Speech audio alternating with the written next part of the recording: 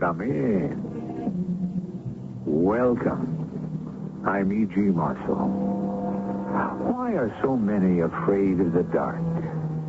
I don't mean a lonely road at night or an unlit attic. I mean the dark of the unknown. Why has man, for at least 2,000 years, been superstitious? That great Roman statesman Cicero once said, religion is the pious worship of the gods. Superstition, a senseless terror of the gods. He said that 100 years before Christ. Our story of faith and fear happened yesterday. Do we have a deal, Colonel? My friends are waiting to know. Well, that depends on you.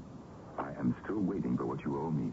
I haven't received my money yet from the state. I advise you, Juan, if you wish to stay in this business, settle up the old debts first. Or I may be compelled to take something from you which you value with your life.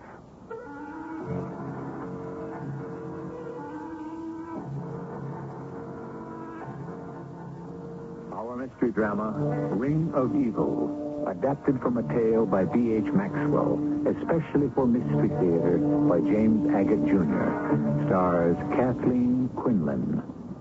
It is sponsored in part by Contact, the 12-hour cold capsule. I'll be back shortly with Act One.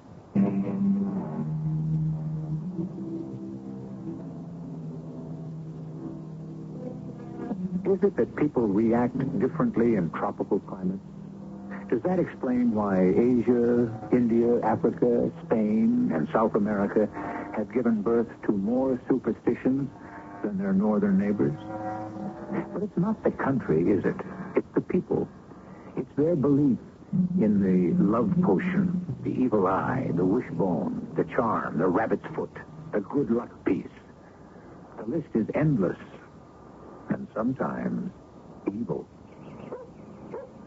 Will you look at that view from up here on the hotel balcony? It looks like some prehistoric giant stirred up those mountains with a spoon. Daddy, it was a marvelous idea to come to Tasco for our vacation. I thought Mexico City was fun when we did that last year. But this Mexican town has so much more local color. Well, it's much more primitive, Helena. Except for this hotel. The El Rancho, it's really modern. Your dear mother and I used to love to stay here. You miss her very much? Yeah, I try not to. I keep busy, work hard, play hard. It's the only way. Look down there. A guitarist playing outside that cantina. Now I know what the colonel meant when he said Tasco was an enchanted hill town. Well, I'm glad that Bill could spend some time with us here. Do you like him, Helena? Like him? Mm-hmm. How do you mean that, Dad? He's your age, and I'm 18. Sure, he's very nice, but, well, sort of domineering. Domineering? Overbearing. He takes charge, He decides what you ought to do, whether you agree with him or not. Arthur, I've been waiting for you two down here in the street. Let's get going. Got a lot of sightseeing to do. See what I mean, Dad? He wants us to see Tasco now when he decides we have to. Are you coming or aren't you?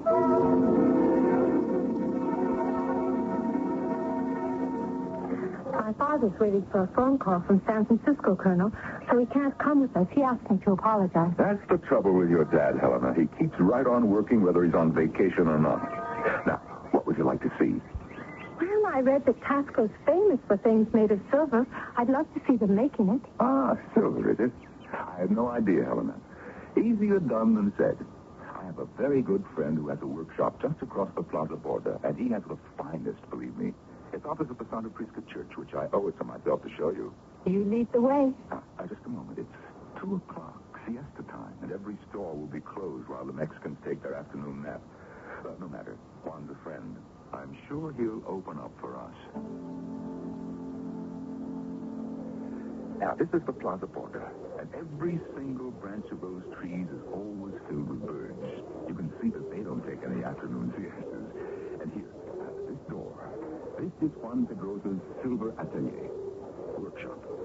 And what did I tell you? Everything's boarded up. Shutters drawn, door closed, whenever you mind.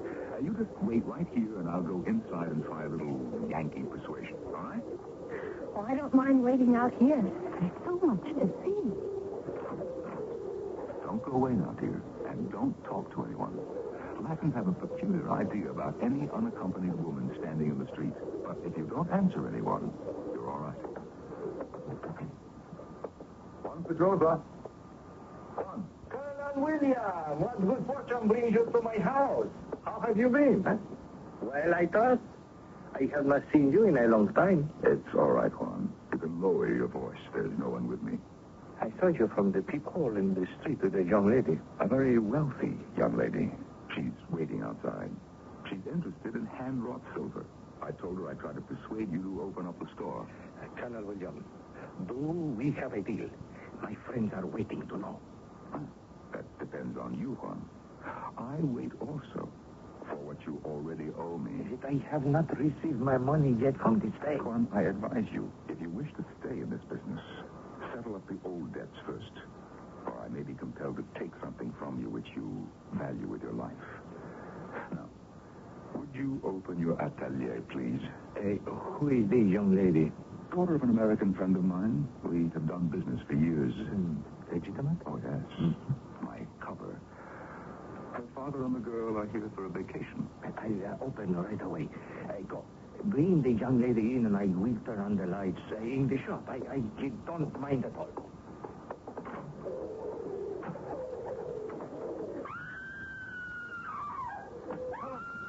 Helena, come back. Helena, what's the matter?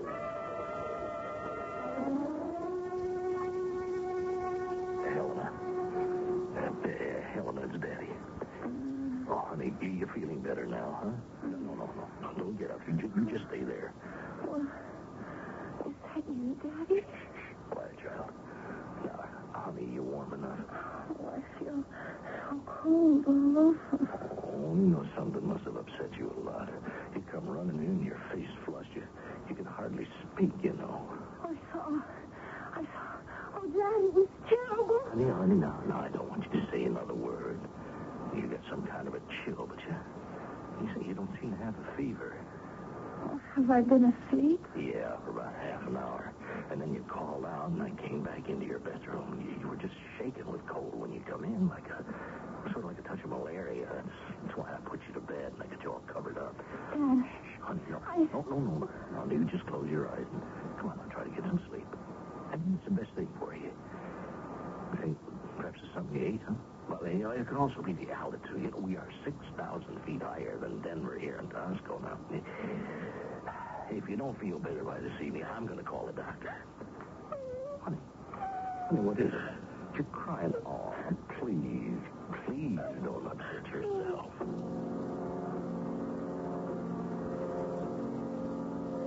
I don't understand it, Arthur. I couldn't have left her outside in the plaza border for more than 3 minutes, and when I got back out there, she was running and screaming. She went up the road past the border palace. I ran after her, and she disappeared. I've been looking all over town for her. Yeah, she must have run right back to the El Rancho Hotel. See, I don't know what happened to her either. I've put her to bed. I don't know if she's in any pain. And at first she's hot, and then she's cold, and her teeth are chattering as though she'd fall into an iceberg. Well, I think I'll go back to Juan Pedrosa. See if he has any idea what could have happened. Colonel William, what happened? Did she say what made her scream? No, she's told no one. I thought you might have some idea, Juan, so I came back. No, but I was inside here. How would I know? Now, let's go out there into the plaza and have a look around. I'll show you where she was standing before she ran. Huh? Not in front of this house? Oh, no. Several doors down. She was looking up at the first story and screaming. Aye, certainly. Let's have a look outside. Dad. Oh, honey, you're awake now. You had me so worried, Helena. I feel a lot better now. Good. No more chills, huh? Here, come here, let me feel your forehead. It's not hot, not cold. Seems normal. I feel so badly about worrying you. I'm really okay now. Do you want to talk about it? I guess so. Okay. Here, now let me pull this chair up and sit down. Well, I was waiting outside the silver store for the colonel. He'd gone inside to see if they'd interrupt their siesta, you know. Mm-hmm. Yeah. Everything shut tight at siesta time. So I walked a little, and then I saw on the second story a casement window was opening. And the woman looked out the window, and she was laughing. Oh, did she see you? No. She was laughing at someone inside. I've never heard a woman laugh like that. It was so scornful, so mocking. Do you know what I mean, Dad? Well, then what happened? She was really very beautiful. Her hair was reddish-brown, very long. It's your color hair. Yes, it was. It looked like mine before I had it cut. I see her face. I'll never forget that face, ever. Helena, please. I mean, now, look, remembering all of this is painful. Let's just forget it, huh? Come on. There she was. A very pale face, a very red lips, and she was leaning on the casement, laughing. And then this man's hand came around behind her, just a hand in shirt sleeves. He was holding a knife, a dagger, and all of a sudden, he brought the knife down around her neck and stabbed her deep in the chest. I stood there, and she fell back, and then the man's hand reached out and closed the shutter. He had a ring on his finger with a deep red stone in it, as red as blood. Oh, honey, no wonder you came back in such a state. Now, look, it's selfish of me to say this, but, Helena, I hope you'll be able to put it all out of your mind so it won't spoil our little vacation. Now, after all, you never saw this woman before, and, well, heaven help her now, you'll just never see her again. But I have, in a way. Oh, honey, now, come on. Just now, when I got up and looked into the mirror, I was struck by how much I looked like her.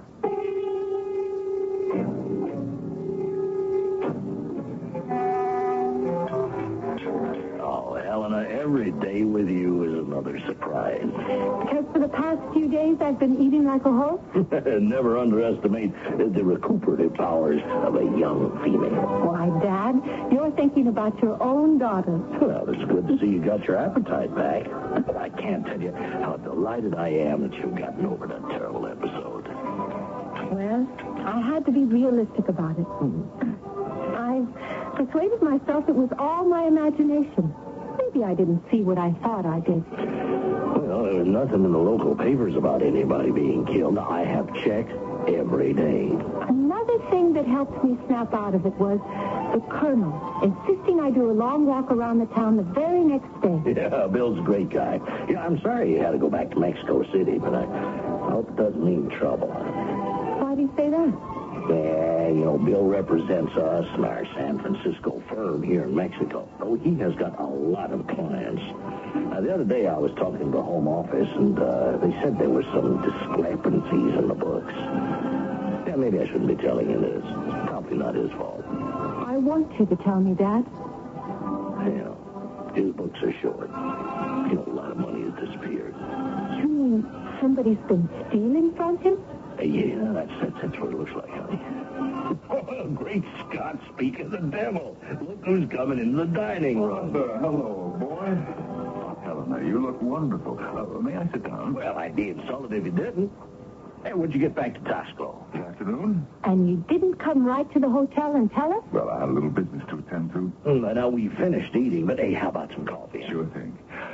Oh, it's good to relax. I love the coffee they make here with the cinnamon stick. Waiter, tres cafes, por favor. Colonel, that ring you're wearing. Hey, that is a beauty. What is it, a ruby? As a matter of fact, I just picked it up this afternoon. Good Lord. Helena, honey, what is it? She's fainted. Let me give you a hand. You better take her up to her room. What happened? Oh, I'm all right. Please, both of you, sit down. Are you sure, Helena? Colonel, you must tell me that ring. That's the red stone ring. We know, but the colonel does not. The ring on his finger is very like the ring on the hand that killed a woman sitting in a window 7 days ago. So it was not Helena's imagination after all. She had seen a murder. I'll be back shortly with Act 2.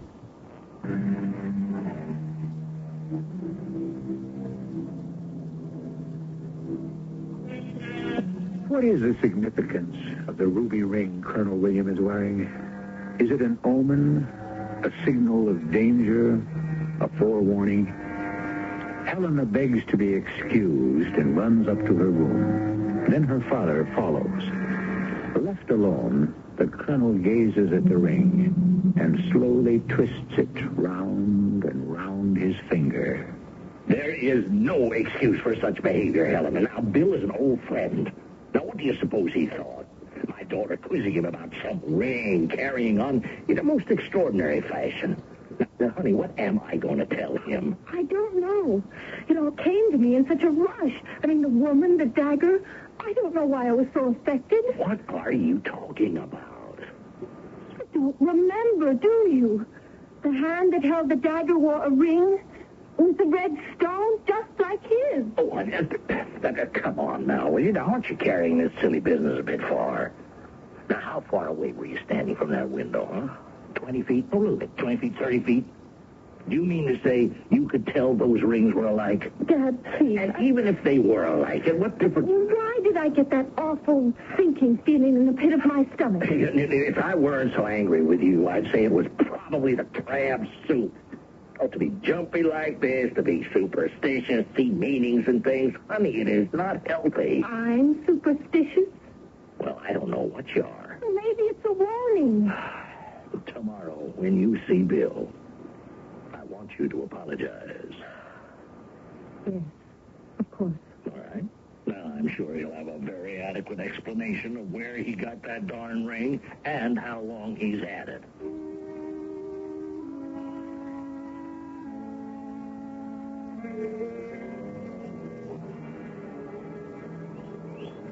Helena, I've gone inside this church here, Santa Prisca, at least 100 times in my life.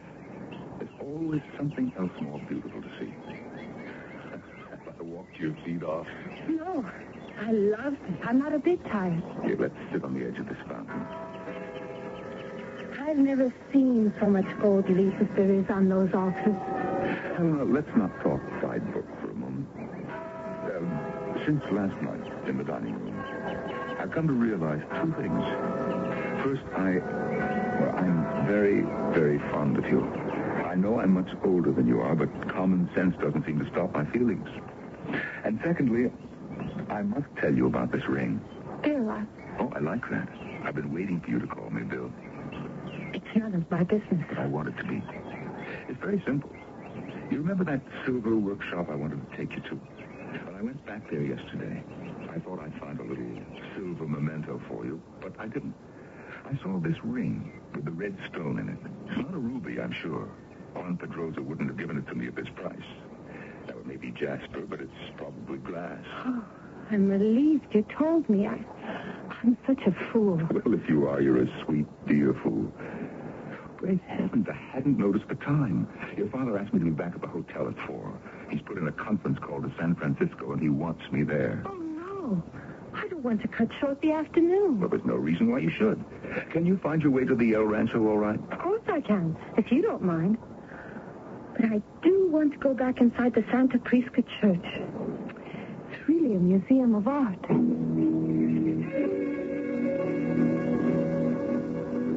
Hey, excuse me, senorita. Are you talking to me? Yes. Are you not the young lady who came to my store with Colonel Williams?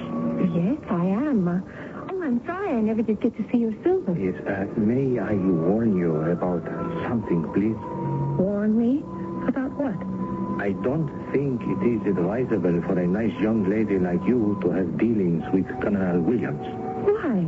Why not? He's an old friend of my father's. He's known him for years. Yes, I have known him for years also. If you have something specific to tell me about the Colonel, do it. What has he told you about the ring? You mean the red glass ring? It's a glass, eh? Why do you say it that way? He told me you sold it to him. Oh, is that what he says, huh? Little lady, when you see the good colonel again, you tell him that Juan Pedrosa wants his ring back.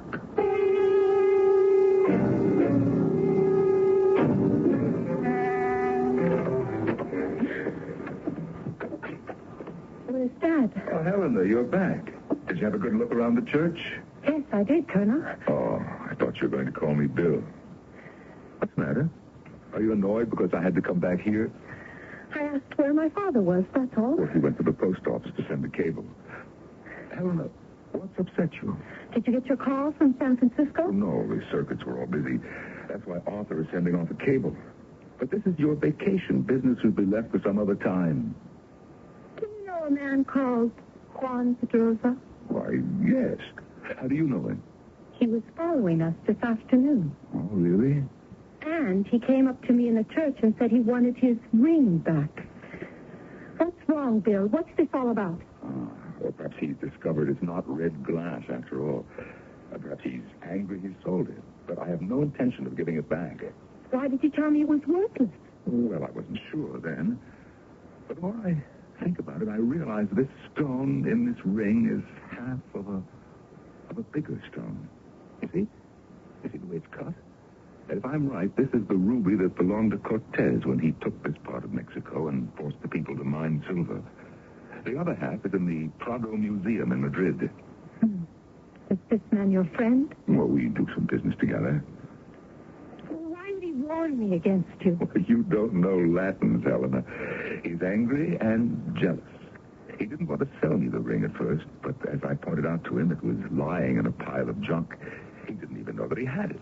He tried to put me off by saying the ring is evil. But I know differently. It may be worth quite a fortune, and I am not a superstitious man. Bill, would you do something for me if I asked you? Anything, of course. Would you give that man back his ring? Certainly. If you give me a good reason, Helena. But let me explain something to you. The legend is that Cortez had this ruby cut in half. Both halves made into identical rings. He wore one and gave the other to a native woman who'd been his guide and whom he married.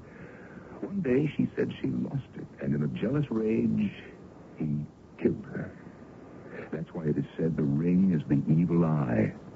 Evil eye? Well, why would you want a ring like that, no matter how much it's worth? Let's say to pay an old debt. Helena, the only evil thing is superstition. Don't you pay any attention to it. Now, I have to get back to Mexico City, which means I've got to catch a plane in an hour. You tell your father that I'll be in touch. You're not coming back to Tasco? The day after tomorrow, I'm closing my office door, and for the rest of the time you're here in Tasco, I shall put myself at your disposal. Well, darling, 2 more days of this ideal climate. You having a good time? I wish I didn't have to go back. There's so much I still haven't seen, Dad, and you're always on the phone to your office. The whole vacation's wasted for you. Well, that's the problem when you're head of the company. You know, I'm sorry that Bill had to go back to Mexico City. Now, he knows this town. He was getting a big kick out of showing you around. He told me he'd be back here before we left. Well, I haven't any idea if he will. He handles a few American businesses as their local rep. You know, mine isn't the only one. Is everything all right? You mean the shortages on the books? Yeah, I don't think we'll know for sure till I'm home. I hope for his sake everything audits out okay. And if it doesn't, Dad? No, it's got to. I trust him. He's not that kind. Well, tonight I planned an evening for us at the casino. I think you're old enough to gamble. You mean roulette and dice and so on? I mean all those ways to lose money and more. Now, do you feel lucky? Hold on a second while I get this. Hello. Arthur, it's me, Bill. Hey, Bill, we're just talking about you. What you up to? Up to my ears, up to my neck. Well, Helena was just saying, where's my guide to Tasco? He's disappeared. We're leaving here day after tomorrow. Well, you tell her that I'm on my way. Well, tell her yourself. She's right here. It's your Sherpa, Bill. He wants to talk to you. Hello, Bill? Listen, Helena, I'm taking the afternoon plane.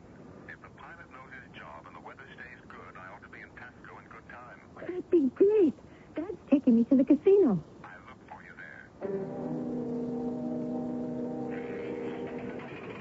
Excuse me, 18 old monkeys. It's my number. I've won again. What are you going to play next? Well, so long as I'm 18, that's the number I'm playing. You mean you're leaving all your winnings on the same number? You bet. Bonjour, place your bet, please. Por favor. 18 encore. 18 again. Even low. I'm winning a fortune. What number are you going to play now? Well, how old are you, Daddy? 51. I'll put these chips on. I'll straddle 24 and 27. That adds up to your age, doesn't it? Bonjour, place your bet, please. Por favor.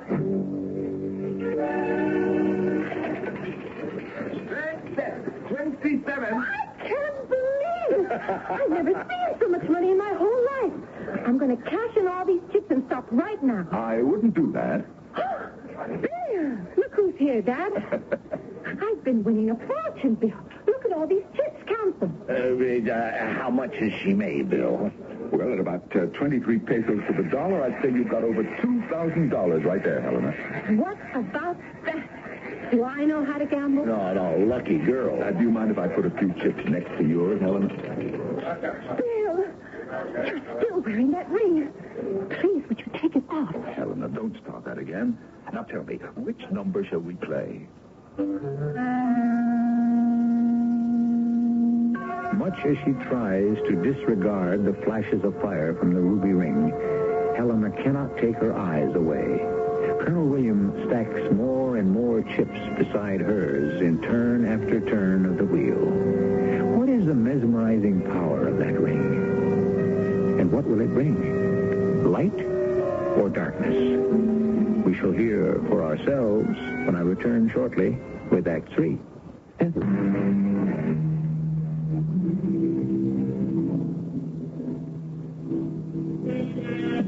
Said Voltaire, it is necessary to succumb to superstitions, which are, more than ourselves, the kings of nations. Is there one country, one place on this planet that does not have its peculiar beliefs? If there is, I haven't found it.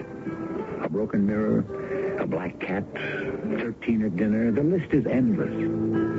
Small wonder, then, that a ruby ring could be believed to cast an evil spell. It's beautiful out here overlooking Tasco at night, isn't it? Look down there, Helena. Recognize those two towers? That's the Santa Prisca Church. Why did you do it, Bill? Why did I do what? I was having such a run of good luck, too. You're right. Until I came along, you were well ahead. It's a good thing I cut down on my bets. At least I have 1,700 left. Well, it's fate. Money always attracts money. You haven't answered my question. Which one? Why did you go on wearing that ring while you played roulette? You were joking about the evil eye. But I bet you, if you'd taken that ring off as I'd asked you to, we would both have won. Hey, good evening, Colonel William. It is a beautiful night up here in the casino balcony. Good evening, Senor. Juan. Helena, I'd like you to meet my friend Juan Pedrosa. We have already met. Oh, yes, so you have. I forgot. Colonel William, I want my ring back. Well, let's discuss that some other time, shall we? Not in the moonlight. I don't think our business is of interest to this lady. Yes, but I warn you, you will be very sorry. I paid you for it. But it was not for sale. You took it. You stole it. You owed me money.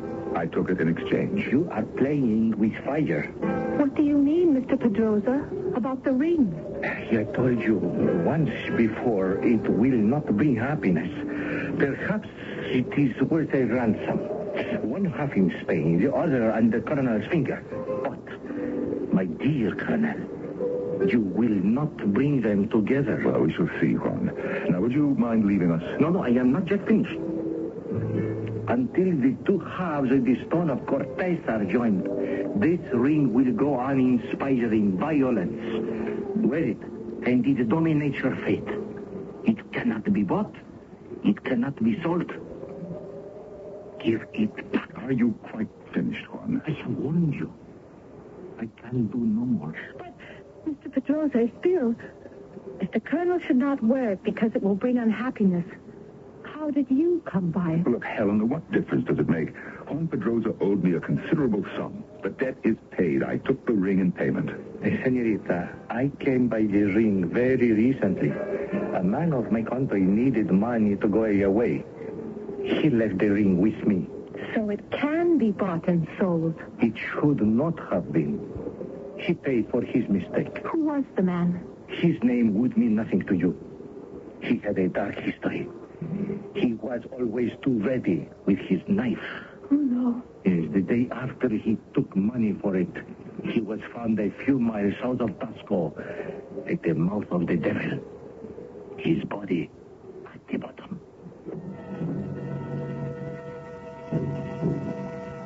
My darling Helena, I must assure you that the death of that man and the ring have no relation. Be sensible. What did he mean at the mouth of the devil? What's a stupid name given to a wide opening in the ground by ignorant peasants? On the road to Iguala, there's a large hole right off the highway. They've never been able to close it up. Obviously, the man was trying to escape out of town. He slipped and fell. A car can disappear into this devil's mouth? Oh, yes. And cattle and horses, too. It must be an extinct volcano. There's a scientific fact behind everything. Logic, reason. You're right, Bill. I mustn't be frightened of what I don't understand. That's my girl. Look, I have a suggestion to make, Helena. Since tomorrow is your last day, I'd like to show you what I believe is the most beautiful spot in all of Mexico. Dad, I won't be here for lunch. Bill's rented a car and he's taking me for a drive into the country.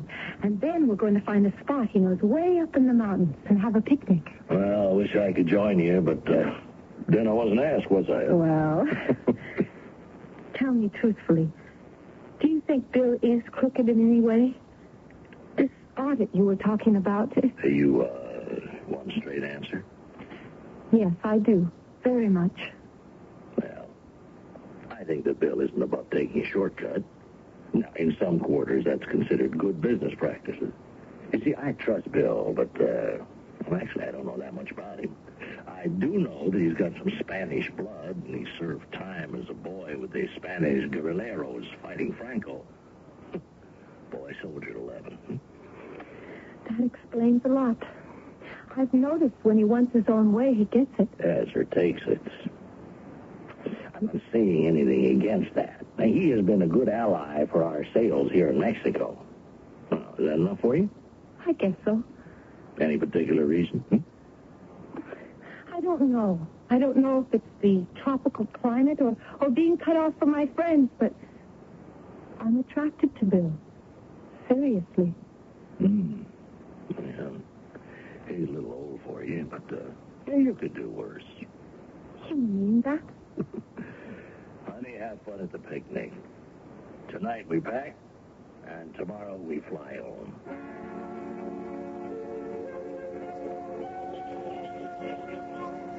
Well, how's this for a spot, Helena? Let's sit here. It's a carpet of flowers. Say, what have you got in this basket? It weighs a ton. Oh, could one bottle of wine be that heavy? And some fruit? And cheese and bread. This is my kind of picnic, exactly. Bill, this is the most beautiful place I've ever been to. And there's a brook a little down ways behind those trees on your right. You should taste that water. From up here, I bet I can see all of Mexico. They say it was somewhere near here that Montezuma stood and decided whatever he could see belonged to the Aztec Empire. And over there, to the left? That's a sheer drop. At the bottom, the old mouth of the devil. Remember that? Take a look over the edge. No, thanks. Are you hungry? Let's open the basket. Helena, can I say something first? I don't know where to begin. I know I'm much older than you. On the other hand, perhaps not.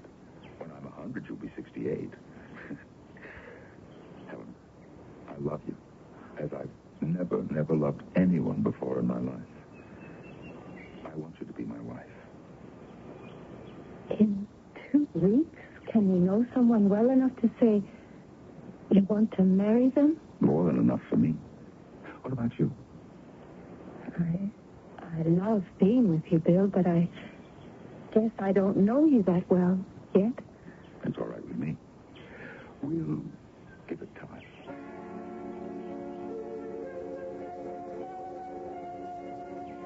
That's the way I like to eat. Under the sky on a cloudless day with the girl I love. I don't think I ever knew how beautiful life could be. I wish I'd thought to say that. When I think of all the places I've been to since I was a boy and how little peace I found. In Spain? In hills just like this. I was an 11-year-old boy, climbing the rocks with a dagger held in my mouth, ready to ambush the enemy. But even after the war and the next one, life's been one long rush and disappointment.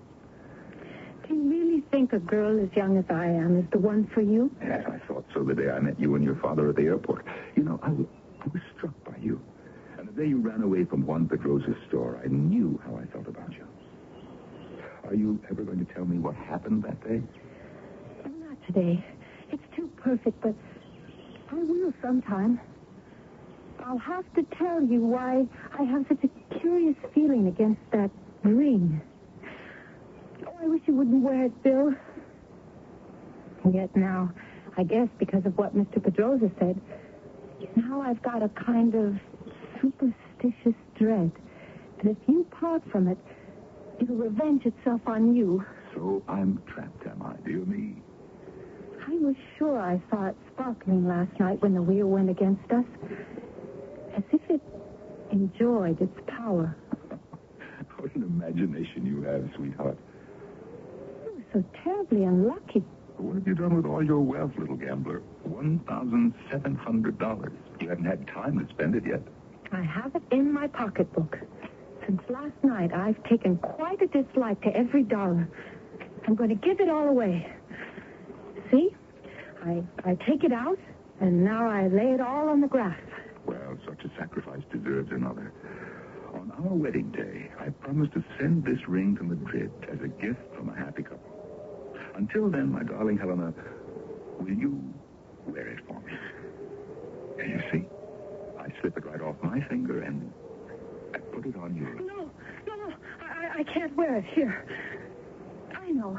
Let's put the ring on the grass next to the banknotes. I wonder if the ring knows where it is. You know, good luck and bad luck side by side.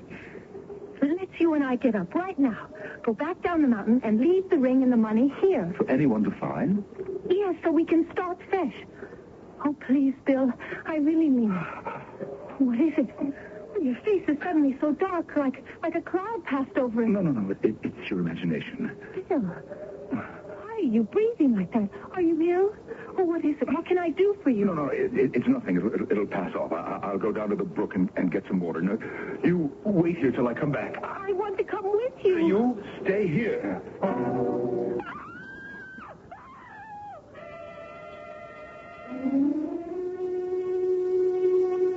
How is she now, Doctor? I've given your daughter a sedative. You can go in. I think she wants to see you.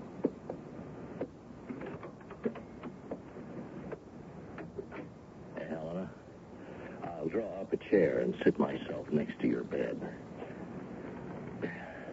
Yeah, I meant to ask the doctor if you will be well enough for the trip home tomorrow. Bill isn't going to come back. No, honey, why don't we just wait until tomorrow? I've got us all packed so you can just lie there and sleep off whatever happened. You just tell me about it in the morning. No, I've got to tell you now. Remember that ruby ring Bill was wearing? Mm-hmm.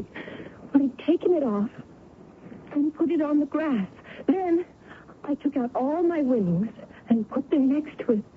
And then Bill didn't feel so good, so he went to get some water. He was gone an awfully long time. I guess I closed my eyes, sort of. Now, Helena, please, honey. Now, turn off the light and you sleep. You know, telling me all this tonight, you really shouldn't. You'll see. Bill will show up and apologize, and everything will be all right again. You don't believe me, do you? He's dead. My eyes closed, and then I heard a noise. I opened my eyes, and I looked down at the ring. It was like it was winking at me, on and off. And then I felt a hand going around my neck. There was a knife in it. I was paralyzed. I couldn't move. And then something made me grab that ring, and I did. And I threw it as far as I ever could towards the edge of the cliff. And that man behind me, he yelled, and he jumped up, and he ran to catch the ring before it fell. Then he sort of missed it and stumbled over the edge. I saw his hands go up crazy, and he fell. And after a minute, there was an awful cry, and then nothing. Good Lord. It was Bill. The man with the knife was Bill? Yes. But why? Why? Why? I don't want to try to know. I really don't.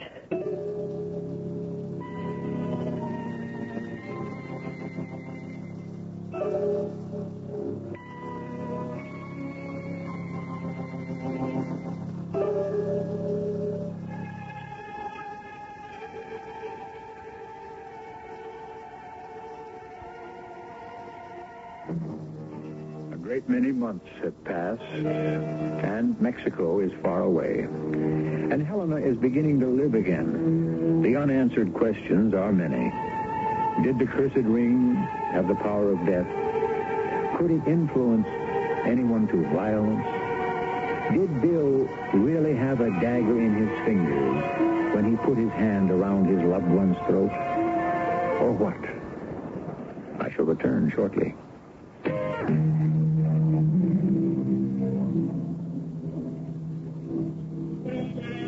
In history and literature, superstition abounds. Listen to King Henry VI accusing Richard. The owl shrieked at thy birth, an evil sign. The night crow cried, abiding luckless time. Dogs howled and hideous tempest shook down trees. Yes, fate can bring one to his knees. Small wonder, then, that if such poets as Shakespeare mesmerize and lead us, that we still follow. But we keep our fingers crossed. Our cast included Kathleen Quinlan, Norman Rose, and Earl Hammond. The entire production was under the direction of Hyman Brown. This is E.G. Marshall inviting you to return to our Mystery Theater for another adventure in the macabre. Until next time, pleasant dreams.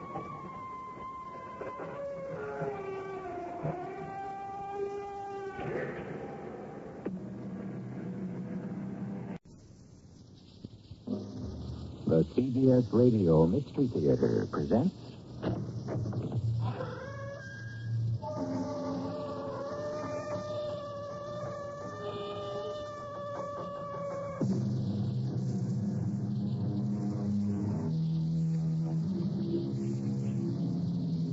Come in. Welcome. I'm E.G. Marshall. I have a detective friend who from time to time gives me the inside story, a behind-the-headlines report on how the high become mighty, how robbers become barons, and the grand larcenous. This tale of skullduggery I'm about to reveal to you has never been surpassed or even equaled in the annals of crime. But then they don't make crooks like Donald Harvey anymore. At least I hope not. Mr. Kellogg, will you please stop asking me questions? Mrs. Rusk, investigation is my job. There's no way around it. I don't care what your job is. Please, go away. How can I talk to the police when 2 days after my husband's been killed, I get a letter from him as if he was still alive?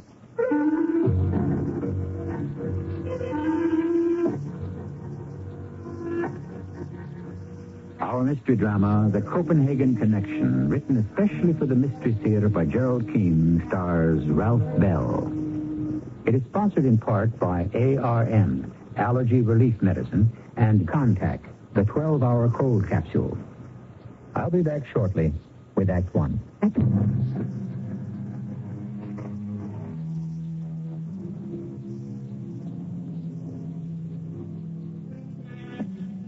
The time is today, or shall we say, quite recently.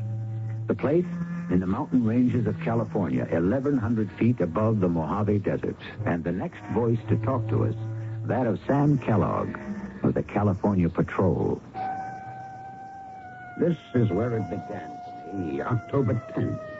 A small chartered airplane had struck the side of the San Bernardino Mountains bordering the California Mojave Desert. I got there as the bodies were being pulled from the wreckage. The impact of the crash and the flames leaving very little for identification. Did you say very little, Sam? Oh, I'd say less than nothing. 3 bodies are all we could find, but who could tell who they were? Any word on the plane, George, whose it was? Yeah, I got a message radioed through that it may have been a twin-engine fan jet chartered from Mexico City from a private company. Give me a hand over here, George, in back of these rocks. Yes, I thought I saw the sun shining on a piece of metal. Grab that end. Let's turn it over. Anyway, looks like a piece of the tail. Can you read it, Sam? Letters are sort of scorched. Is that an N? And an L. NL109. Yeah, that's a 9, or is it an 8? 109A. Get that onto the radio, George. Yeah, will do. 109A. Now, what do you think, Sam? Feel like guessing what happened? I hate guessing. Better wait and see what the FAA reads out of the flight instrument recorder. Yeah, you're the boss. George, send out that radio description, and then let's head back to town. There's nothing else we can do here right now.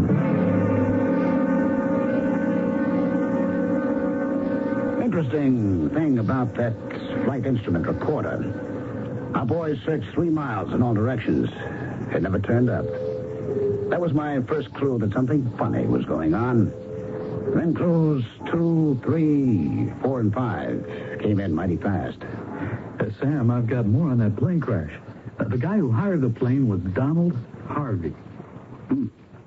I wonder if it was the Donald Harvey. The one who's made a deal to sing to the Attorney General? Yeah, the king of the dope empire. He's not exactly the king, George. More like the prime minister. Hey, who heads up that big smuggling combine? It's a Dane they call the Viking. The whole Copenhagen connection is his baby. A Viking? Yeah, I've never heard of him. Now, a few people have. The Viking stays out of sight. He's never even been photographed. How do they know Donald Harvey was on that plane? Well, his brother identified the remains. Doesn't that beat all? Not even the FBI knew he had a brother. Anyone else identified? Yeah, the 2 others in the crash were, Juan Rodriguez, a pilot who worked for the Mexican Charter Air Company, and a man who's probably Harry Rusk, Harvey's assistant. That's not much to go on. We do know Harvey was a fugitive. He was indicted in Miami. He got his lawyers to try to cop a plea and has been on the run ever since. Well, that's not all, Sam. I just got a call from a man and his wife who live not 10 miles from where the plane hit. They swore they heard 2 sounds. One was an explosion in the air right over their heads, and then minutes later, they heard the plane smash into the mountain. Remember asking me yesterday, George, if I wanted to guess? Well, if I was to, I'd say it looks like somebody had a contract out on Harvey and scored a direct hit.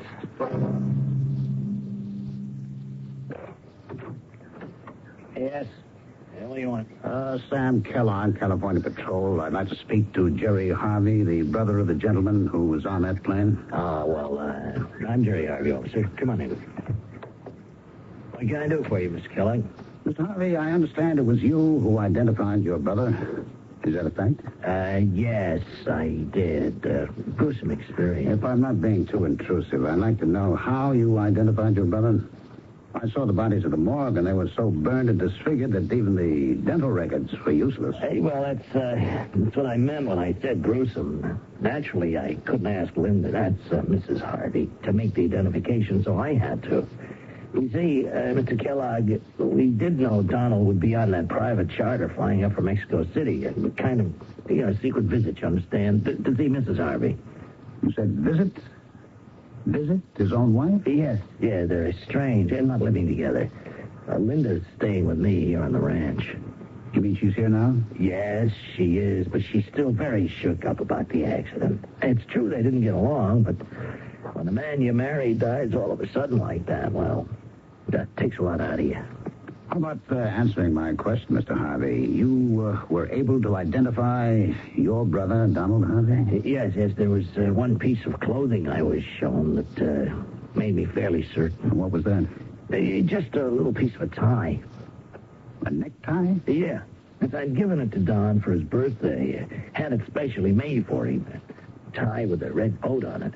I'd like to see that, if I may. Oh, well, I'm afraid you can't. Oh, why not? Well, after the body was released to me, out of deference to Linda and the family, I had Don cremated. The cause of the crash was as mysterious as ever. I took the next commercial flight out of L.A., touched down in Mexico City, and went to see the widow of the deceased pilot. She wasn't home. I waited.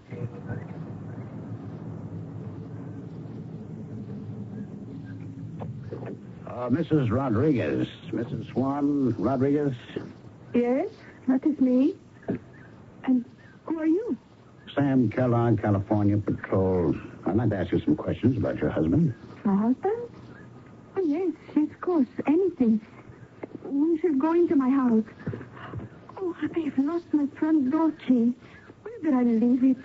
Perhaps you put it on the seat with the ignition key of your beautiful new car. Oh, I see. You are right.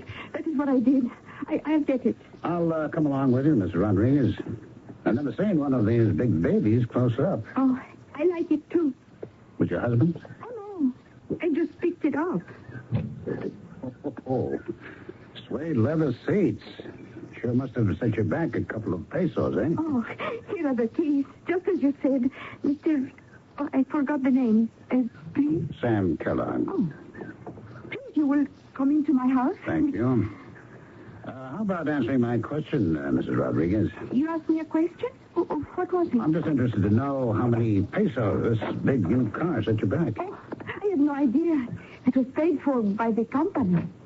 The airplane charter company gave you that car as a gift? Oh, a gift? I don't know. They call it compensation. Oh, the insurance on his life, I suppose. I don't know. They just call me and say, it is yours, Mrs. Rodriguez. Take it home. Yeah. Mrs. Rodriguez, I plan to be here in Mexico City for a few days, and if I may, I'll call on you again. I want to know whatever your husband knew about his passengers. Oh, I don't think he knows anything. He flies where they tell him to fly. Oh, but of course I shall see you. Anytime. Good. By the way, what's the name of the head of the airplane charter service your husband worked for? Oh, the head?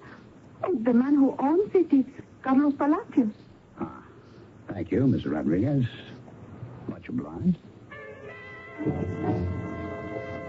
Hello, Mr. Palacios. This is Sam Kellogg, California Patrol.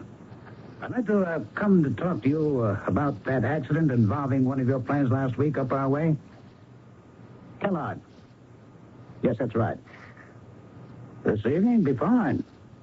I'll take a taxi out to your hangar. 8 o'clock. I'll be there. Oh, by the way, that was a rather nice gift you made to your pilot's widow. Well, I'm talking about that expensive new car. Are you sure? Well, she said your company gave it to her. Part of the insurance. Oh, really? Wow. Yeah, that's what she said. We'll discuss it further when I see you tonight, Mr. Palacios. See you. California Patrol. Hello, George. This is Sam. Oh, hi, Sam. I'm down in Mexico City. Now, check out if there is any other connection between the pilot Rodriguez and Donald Harvey. You mean other than the fatal flight? Will do. Is there anything new? Yeah. Harvey's widow has left California. Took an eastbound flight last night for New York. And is booked through to Copenhagen, Denmark. What does Jerry Harvey have to say? He knows from nothing. He's taken off for Big Bear up in the hills where he's got a vacation log cabin. Can you assign a man to follow him, George? I've already done that. Are you winding up in Mexico City, Sam? Well, I hope to. Maybe the day after tomorrow I'll go on to Chicago. Chicago? Yes, the third man on that plane may have been Harvey's assistant, Harry Rusk. Chicago was his home base, and if he's got any relatives in the Windy City, I plan to talk to him. I'll call you from there, George. It checked out. Harry Rusk's wife, or perhaps widow, lived in a fancier part of Chicago. You're sure I can't give you a cup of coffee? Thank you. No, Mrs. Rusk, I know it's a bad time to start asking questions when one has suffered the kind of tragedy you have. But it is my job, and I'll try to be as tactful and as delicate as I can. I understand, Mr. Kellogg. I'll tell you whatever I know. Good. First of all, you did go to the morgue to identify your husband's remains? To California? No, I just couldn't bring myself to do it. They sent me a photograph, but I tore it up. But I telegraphed back that it was Harry. So you don't really know then? What difference does seeing him make? Harry was always with Mr. Harvey. No question about that. You're basing your identification on the assumption that Donald Harvey was on that plane. Oh, why shouldn't I? If Harry wasn't on that plane, why hasn't he been in touch with me? It's not very tactful or delicate of you, Mr. Kellogg, to imply my husband may be alive and pretending to be dead. One last question. Has your attorney been in touch with you about your husband's will? He's not our attorney anymore. I mean, the one we used to have here in Chicago. I see. Can you tell me more? No, I can't. I don't want to talk about it. Do I understand correctly? You changed attorneys? May I ask why? No. Please, stop asking questions. Now, Mrs. Rusk, I told you this investigation is my job. It's not easy for me either. Easy? How can I talk to the police when 2 days after Harry's been killed, I get a letter from him as if he were still alive? A letter from Mr. Rusk? Yes, from Mexico City. He wrote, "I'll be seeing you soon, darling." And then more about a new lawyer in Copenhagen. Look, I can't talk about it now. Can't you understand? It's too real. It's like a voice from the grave. Now, will you please go away and stop asking questions? Please. Between Mexico City, the mountains of the Mojave Desert, and Copenhagen, there was a link. A lawyer there? Why? Mrs. Harvey on her way there? Again, why? Something was rotten in that state of Denmark, and my misgivings would not go away. My friend, the detective, tells me the great sleuths are great because they try never to overlook a single fact. The tiniest bit of fluff in a trouser cuff may hold a clue that sheds a light on a personal act that hides the motive that points a finger at the perpetrator of the crime. There's a nursery rhyme, something like that. I'll try to remember it before the end of today's story, and I'll be back shortly with Act 2.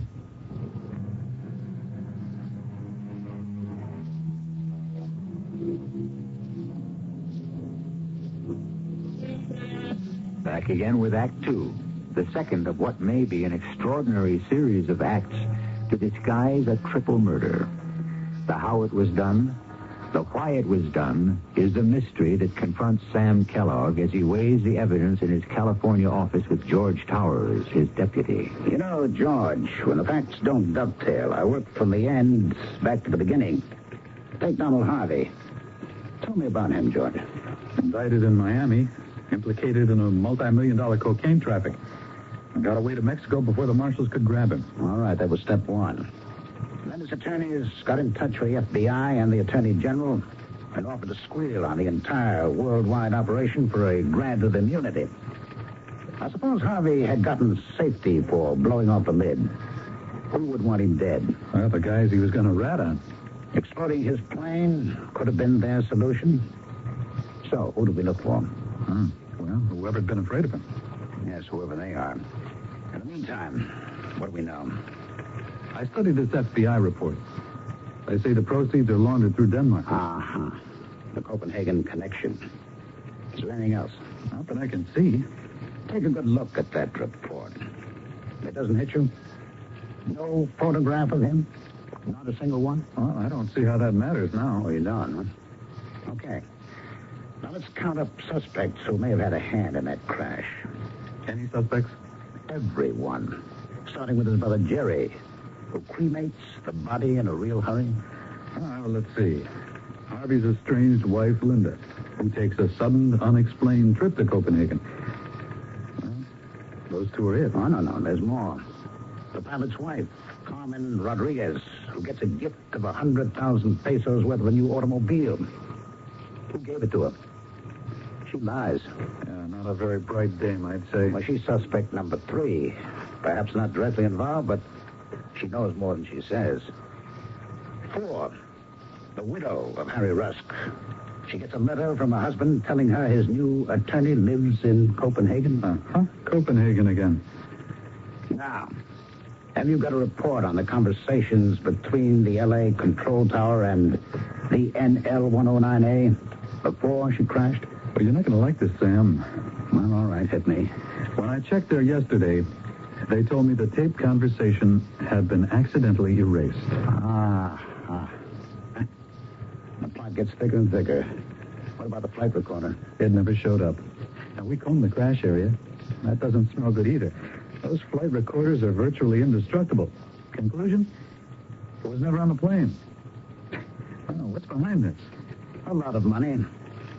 Somebody had to make it worthwhile for Rodriguez in Mexico City. Somebody else had to monkey with the tape in L.A. And somewhere, a great big cocaine empire is still doing business as usual. George, get yourself down to Mexico City. Start with the head of the charter service, a Mr. Carlos Palacios, and grab him. Then move over to the pilot's widow. You're a nice-looking young fella. Don't leave her until you get something out of her. What are you going to do? I'm packing a bag for Copenhagen.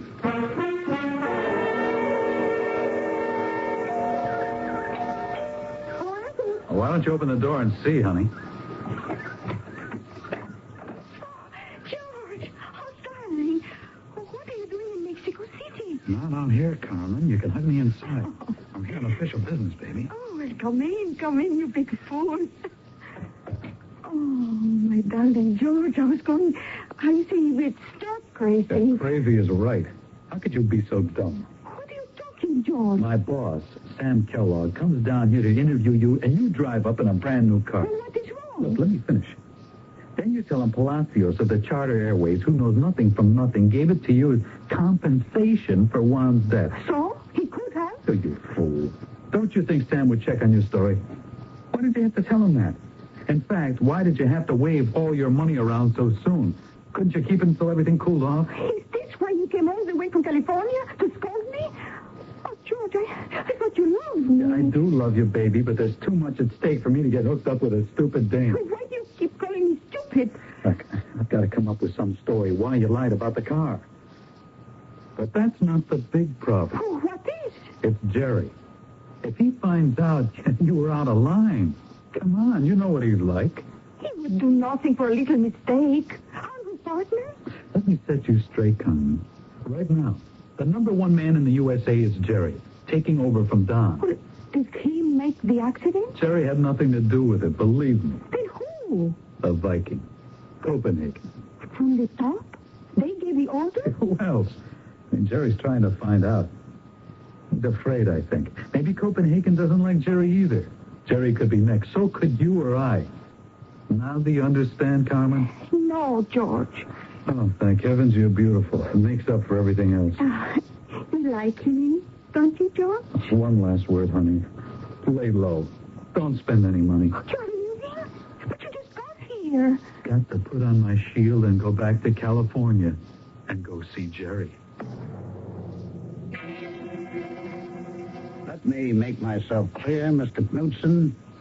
The reason I come here to Copenhagen is that we're trying to clear up the death of Mr. Donald Harvey, the husband of your client, Mrs. Harvey.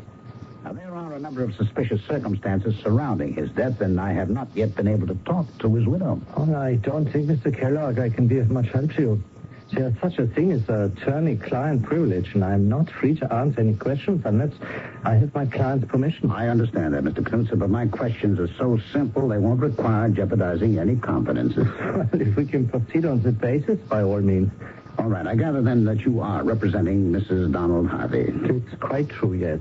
Were you representing Mr. Harvey before that? I'm afraid I can't answer that. Well, could you arrange for me to see his widow? Well, when I see her, speak to her, I shall ask her, but as yet I haven't seen her. She's in Copenhagen, I believe, but I've yet to hear from her. One last question.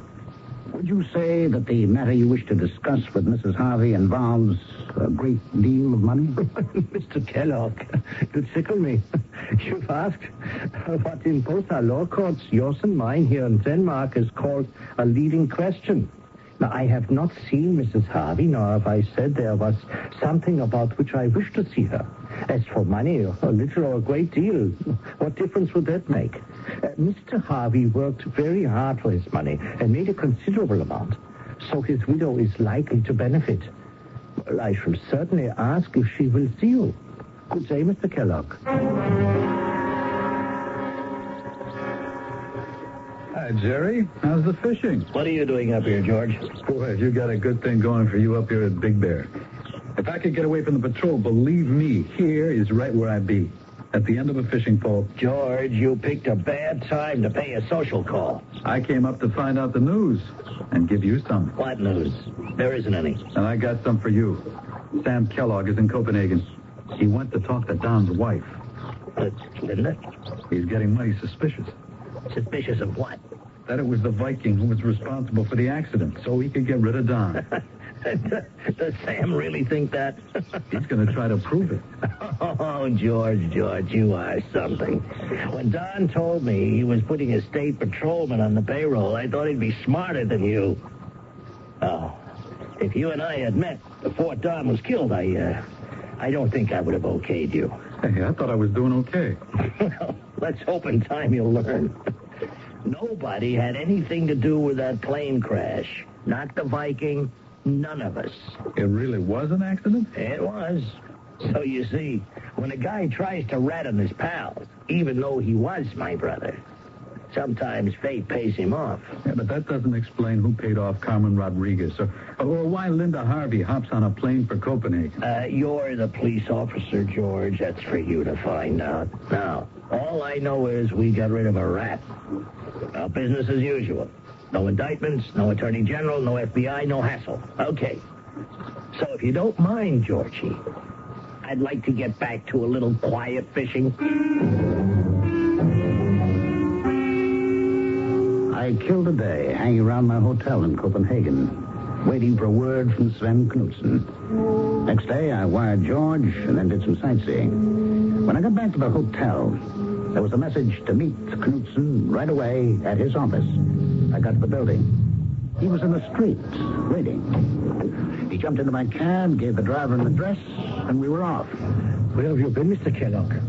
Sven, I don't get you at all. First, you're putting up roadblocks about seeing the lady, and then it's, where were you? An hour ago, I got a call from Mrs. Harvey. She changed hotels twice, and she was staying at a small boarding house under an assumed name. I told her who you were, Mr. Kellogg, and she said to please bring you over right away. Is she in some kind of danger? Well, it's possible. There are those in Copenhagen who will do anything to even the score with her husband. Even now, when Don Harvey is dead? Even now.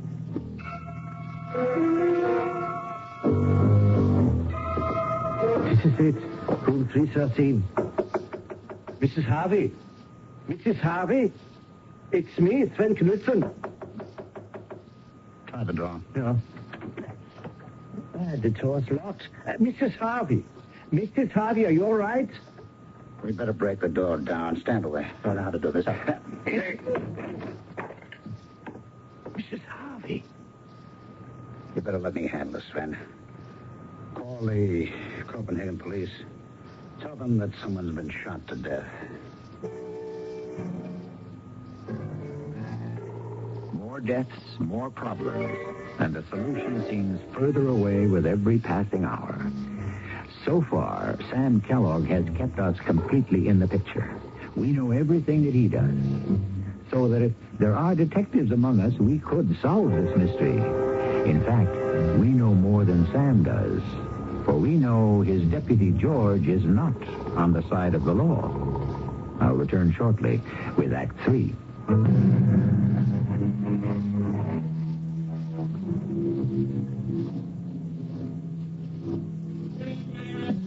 That nursery rhyme I was trying to remember that applies to the detection of crime goes like this. This is the farmer sowing his corn that milked the cow with the crumpled horn, that tossed the dog, that worried the cat, that killed the rat, that ate the malt that lay in the house that Jack built.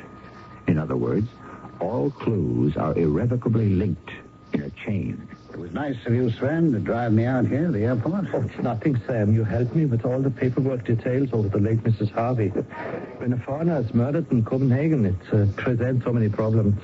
What stumps me is that the coroner reported she'd been dead 24 hours. Yet you said she called you the day we went there. Yes, she did. I'm prepared to swear it. Not an hour before. Well, obviously, whoever called you was not Mrs. Harvey.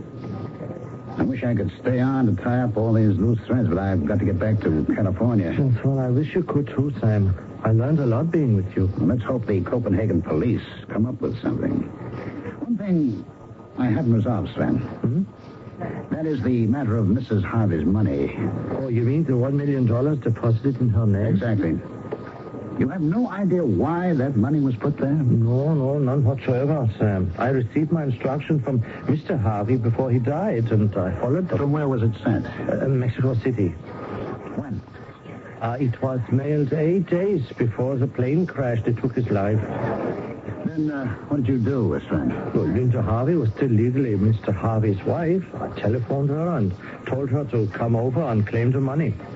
Why didn't you merely have it transferred to her account in California? It didn't occur to me, and she didn't mention it. That's hard to believe, Sven. Couldn't it have been because you were not certain it was clean money? I beg your pardon? No, never mind. You wouldn't tell me anyway. You will make sure that $1 million does not leave Copenhagen? It may very well belong to Uncle Sam. Oh, certainly. I'm only the trustee. Oh, by the way, do you have your plane ticket? Yes, I'm on the Intercontinental noon flight with a stopover in New York. Well, why don't you give me your ticket? I'll have it validated, and so you won't have to stand in line. All right. There you are. Good. And your passport? Yeah. Thanks. I'll be right back. You wait here. Sven, where are you going? What is it? What's the matter? Intercontinental's ticket counters around to your right. We walked past it. It's not that way. I know it is, but if I go through the operations door over there, I can have it taken care of in the office much faster. Boy, you really know your way around this airport. Well, I should. Before I became a lawyer, I used to pilot these 707s for Intercontinental. I'll be back in a few minutes. So Sven Knudsen used to be a pilot. Stow away that bit of information. It was as automatic a reflex of me as blinking my eye. I knew I should follow that Danish lawyer, and I did. Through a door, up some stairs, and into a room filled with tickers and flight monitors. I could see Sven Knudsen at the far end of the room talking to someone. Trying to get closer, I didn't see an airport guard bearing down on me. Excuse me, sir. Huh? But passengers are not allowed in this part of the tunnel. I'm an officer of the law, California. I've been following someone. Oh, may I see your identification, please? Yes. Here we are. That's my badge and ID card. Samuel Kellogg, California Patrol. May I see your passport, please? Well, I haven't got it on me. I gave it to an attorney. Oh, yes? He was over there a moment ago. Mr. Kellogg, if you don't mind, I have to ask you to accompany me to the security office. This way, please. Which way are we headed? Oh, no, not that way, Mr. Kellogg. Not up the escalator. Follow me. Well, that woman halfway up the escalator. I'm sure I've seen her. Mr. Kellogg, let's not play games. Through this door, please. Hey, where have you been? I've been looking for you everywhere. Your flight leaves in a few minutes. God, this is the attorney who has my passport. Sven, will you show it to the airport security guard, please? Of course. Here you are. I can vouch for this man. He's an American police officer. Yes, very good. Have a pleasant journey back to America. Good day, sir. And here's your ticket and your boarding pass, Sam. Yes. Of course. That's who it was, Mrs. Harry Rusk. I saw her just now going up an escalator in the terminal. What do you suppose she's doing in Copenhagen? I don't know the lady. Oh, come on, Sven. You must Harry Rusk's wife, Rusk, Harvey's right-hand man. I'm sorry, I was never introduced. Oh, that's me. All right. right, Sven. Thanks again. I hope I see you again soon. Well, why would you wish that? Well, maybe because I learned a lot being with you. Why was that Danish lawyer, Sven Knudsen, stonewalling me? Of course he knew Mrs. Harry Rusk and a great deal more. The time and the plane's takeoff stopped me from checking into.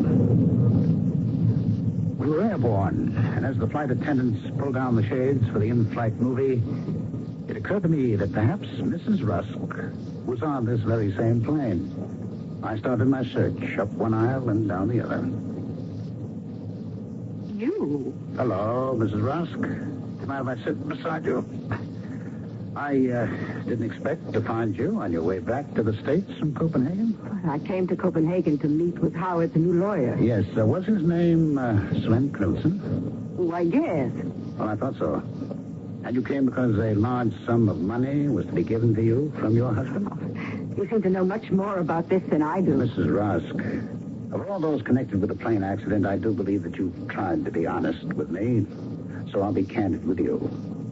What would you say if I said it's possible that your husband is alive? What? That someone took his place on that fatal trip from Mexico City? Oh, you've upset me terribly. Oh, you excuse me for a moment. Which way are the bathrooms? They're some right up forward. Oh, I want to take something. I really don't feel at all well. Minutes went by. I kept my eye on the forward part of the plane, but it was hard to see anything. After about 10 minutes, I got up and went forward to find Mrs. Rusk. I found her all right, doubled up in one of the toilets. Someone had tried to strangle her, and she had fainted. Mrs. Rusk, how are you feeling? Oh, scared. All right. Just settle back and take it easy, huh? Oh, I don't know what would have happened if you hadn't found me. All right. That's all behind us. Now, what I'd like you to do is try to recall exactly what happened after you left your seat and went forward to the bathroom. Welcome home, Sam. You look pretty beat. Yeah. You try 6,000 miles in a plane with an attempted murder, and the assailant on board who gets away from it. Someone tried to strangle Mrs. Rusk. And although I had the plane searched during our New York stopover, everybody on the plane checked out and was cleared. Well, that doesn't make much sense. Why would anyone try to kill Mrs. Rusk? I asked myself the same question. Did you get my wire about Mrs. Harvey being shot? Oh, I didn't know what to make out of that either. You didn't? It beats me, Sam.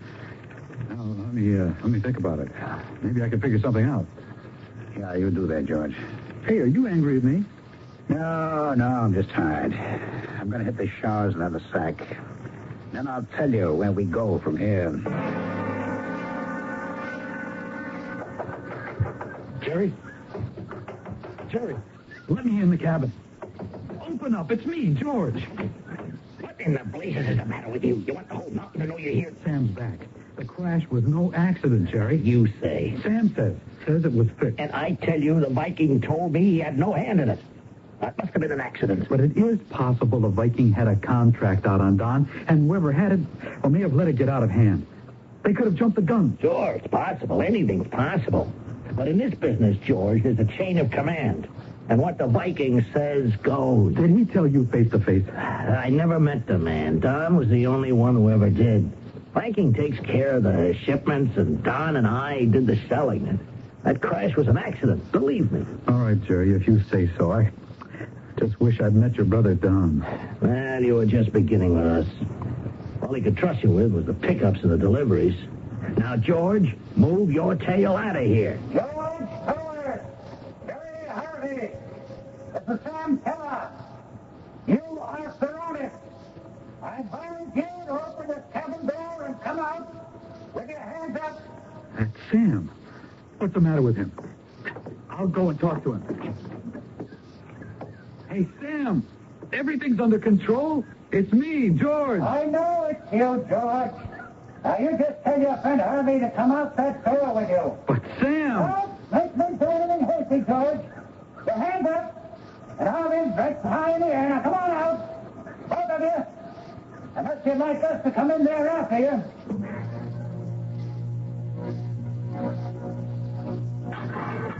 I'm sorry I had to put you both in the same cell, but we're a little crowded. Sam, what are you locking me up in here with Jerry Harvey for? Are you out of your mind? I have a right to see my lawyer. Oh, well, please, one at a time, gentlemen.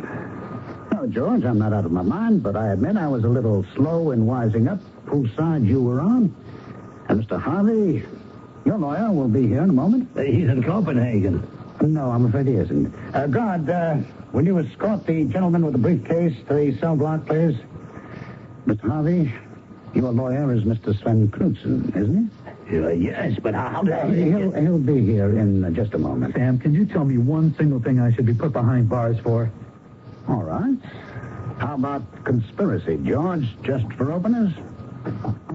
Here we are. Mr. Knudsen, I'm glad you could join us. I believe you have a client in this cell. Guard, would you unlock the cell door, please? If you would be so good as to step inside. Thank you, sir. Gentlemen, this is going to be quite a session. I advise the three of you to make yourselves comfortable and listen. I should like it understood that I'm in your jail under protest, and as a Danish citizen, I demand to be released. Demand? You can demand all you like, Sven, but I think you'll not want to miss what I have to say. You see, there was once a man called Don Harvey. He knew that another gentleman, whom we shall call the Viking, had a contract out on him. So Harvey engineered that crash to make it look accidental. He got some poor slob to substitute on the plane for him, and with a time bomb, also sent an innocent pilot and his own assistant to their death. As Mr. Knudsen will confirm, Donald Harvey did not die. Isn't that so, Sven? I have never met the gentleman. All right, then let me introduce you. The gentleman seated right next to you is Donald Harvey. He has no brother called Jerry. He never had. Jerry is Don Harvey? Oh, yes, George. But Don wasn't all bad. Were you, Don? He took care of people so they'd keep quiet, wouldn't question his death. He had money sent to the pilot's widow, to his own ex-wife, to his assistant's wife. Sizable sums. But you had other ideas, didn't you, Sven? Why hand all that money over to those women? Perhaps a little double-cross? You are holding me in an American prison under protest. You have no jurisdiction over a Danish citizen. Oh, but I do. For crimes committed against an American citizen.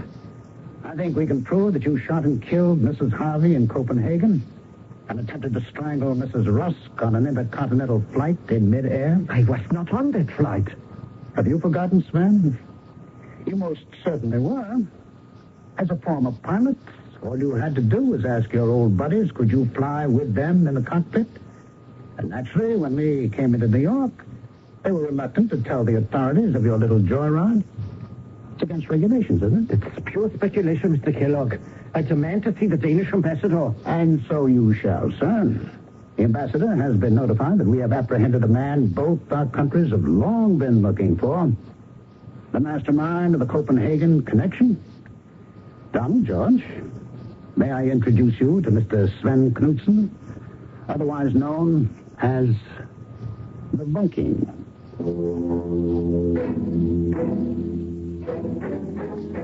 By way of postscript, I'd like to reassure you about one thing. Should you run into any person with a similar name to the characters just portrayed on Mystery Theater, don't be alarmed. Their real names I have kept secret. So you can shake hands with any Sven Knudsen or Don Harvey or George Towers without any hesitation. They are all quite innocent. I shall be back shortly. I'm Susan Anton, and there is a better way to sleep. The perfect sleeper. It's a good feeling to sleep the night away on a perfect sleeper. Be a perfect sleeper. Buy a perfect sleeper, Firmness that feels good. Every perfect sleeper has it, from the signature one to the fabulous Avanti with pillow soft top. Choose from a full range of comfort and firmness combinations and enjoy firm, deep support for your back and luxurious comfort on top for you. Be a perfect sleeper. Buy a perfect sleeper, Be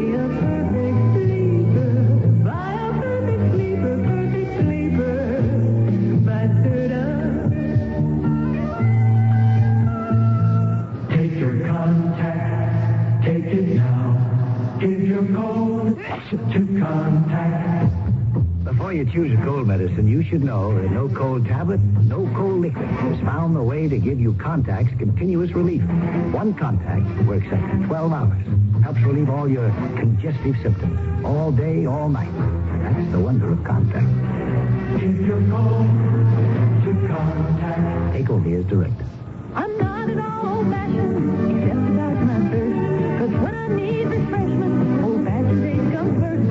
One thing I can depend on, when I get parched and dry, to take the good old-fashioned lemonade, right in country time.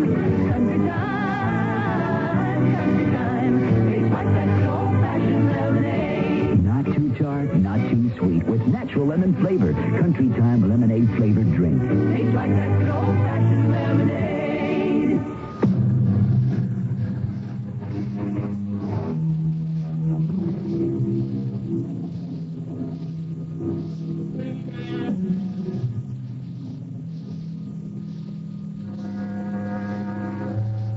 Napoleon, 150 years ago, warned us against the conspiracy of criminals when he said, "The contagion of crime is like that of the plague. Criminals collected together corrupt each other. They are worse than ever when at the end of their punishment they return to society." A few words, I say, to the wise. Our cast included Ralph Bell, Lloyd Batista, Bryna Rayburn, and Earl Hammond. The entire production was under the direction of Hyman Brown. Radio Mystery Theater was sponsored in part by Contact, the 12-hour cold capsule, and ARM, Allergy Relief Medicine. This is E.G. Marshall inviting you to return to our Mystery Theater for another adventure in the macabre. Until next time, pleasant dreams.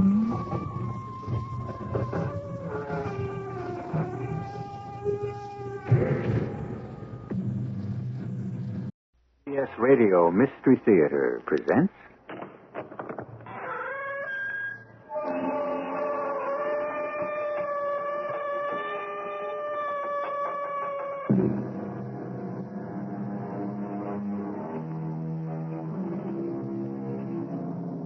Come in. Welcome. I'm E.G. Marshall. We are all doomed, said one philosopher. It is inevitable. It is fate. It is destiny.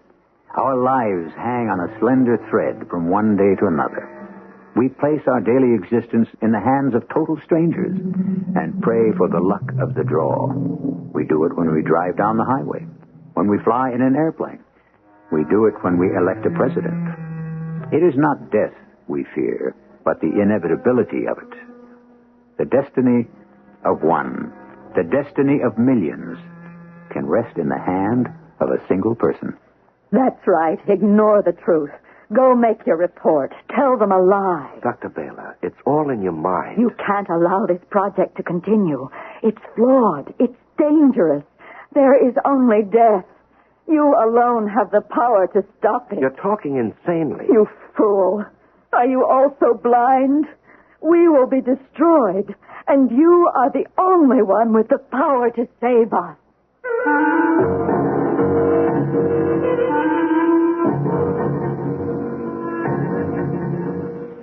Our mystery drama, Death on Project X, was written especially for the Mystery Theater by Victoria Dan and stars Larry Haynes.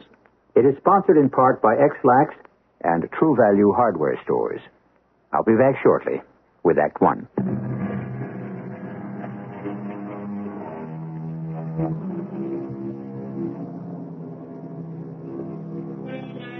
Details, details.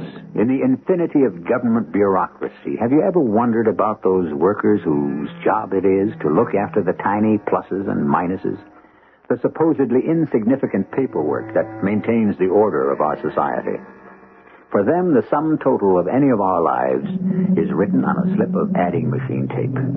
This is in no way to demean those who pursue these rather thankless back-office careers.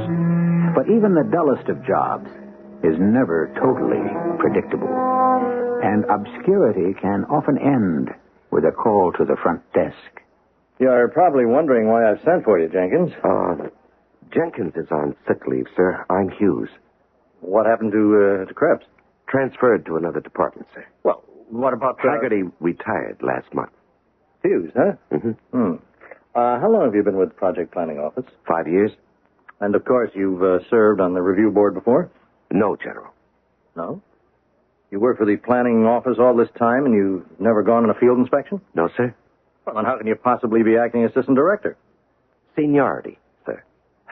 What was your previous position? Until last week, I was supervisor of accounts and records. Accounts and records? No. You won't do. You won't do it all. Hello, Haskins.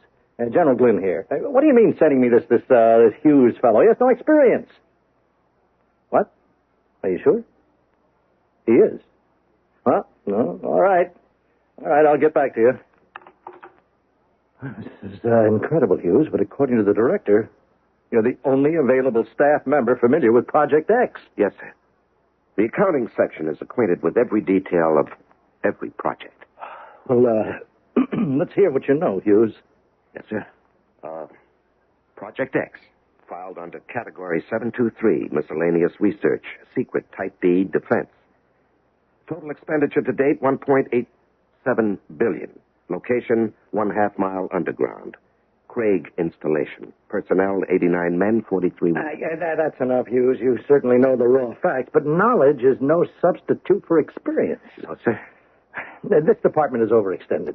Just find us an excuse and we'll drop Project X. Drop Project X, sir? Or Project W or V or whatever we find sufficient grounds for termination. General Glynn, what would you call sufficient grounds? Bad morale for one, and misuse of funds for another. Yes, I'm sure you could spot that particular one, Hughes. And, of course, there's also the high-risk quotient. Now, in other words, you have reasonable doubt that adequate safeguards exist to ensure a margin for error. Well, I'm supposed to be able to determine that, sir. I'm no scientist, sir. I'm an accountant. Hughes, I've got my hands full as it is. But, General, the responsibility. I mean, I've never... I know that, Hughes. And you know that. But so help me, don't you let them know it's your first assignment.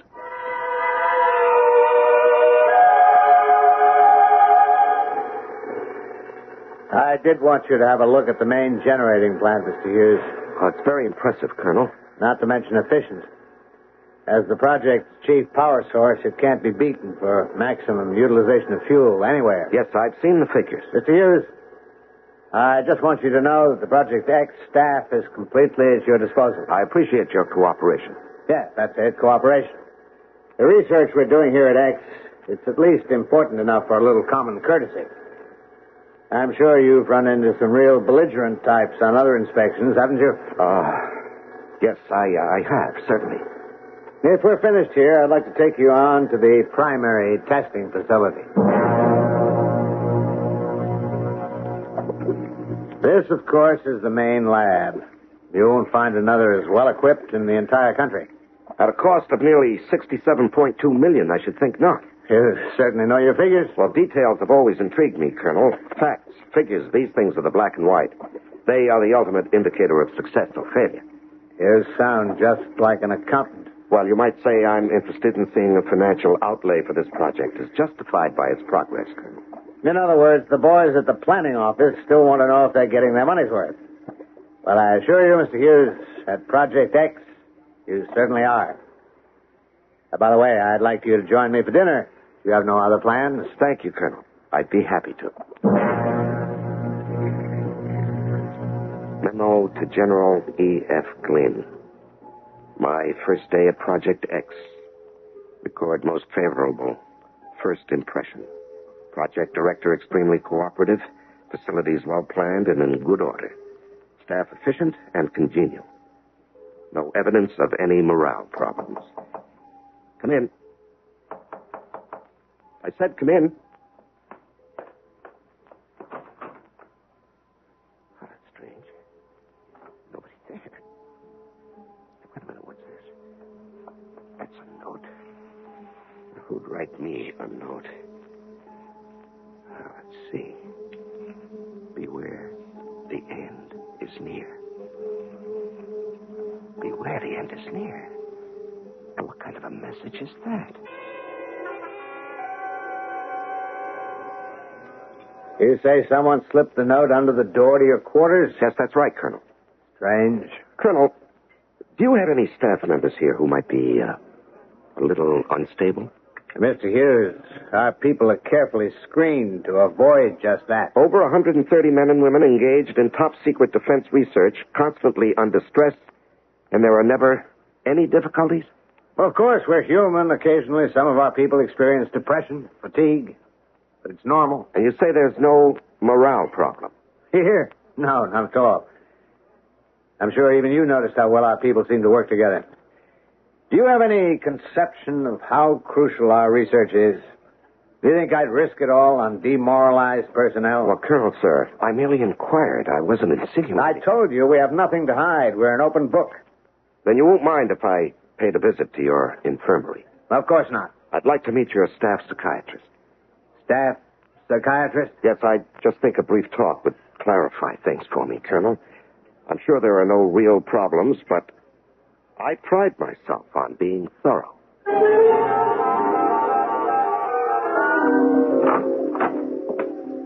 Can I help you? Well, I'm looking for Dr. Baylor. My name is Eli Hughes. I'm from the Project Review Board. Oh. You must be Dr. Hillary, the Project Medical Director? Yeah, that's correct.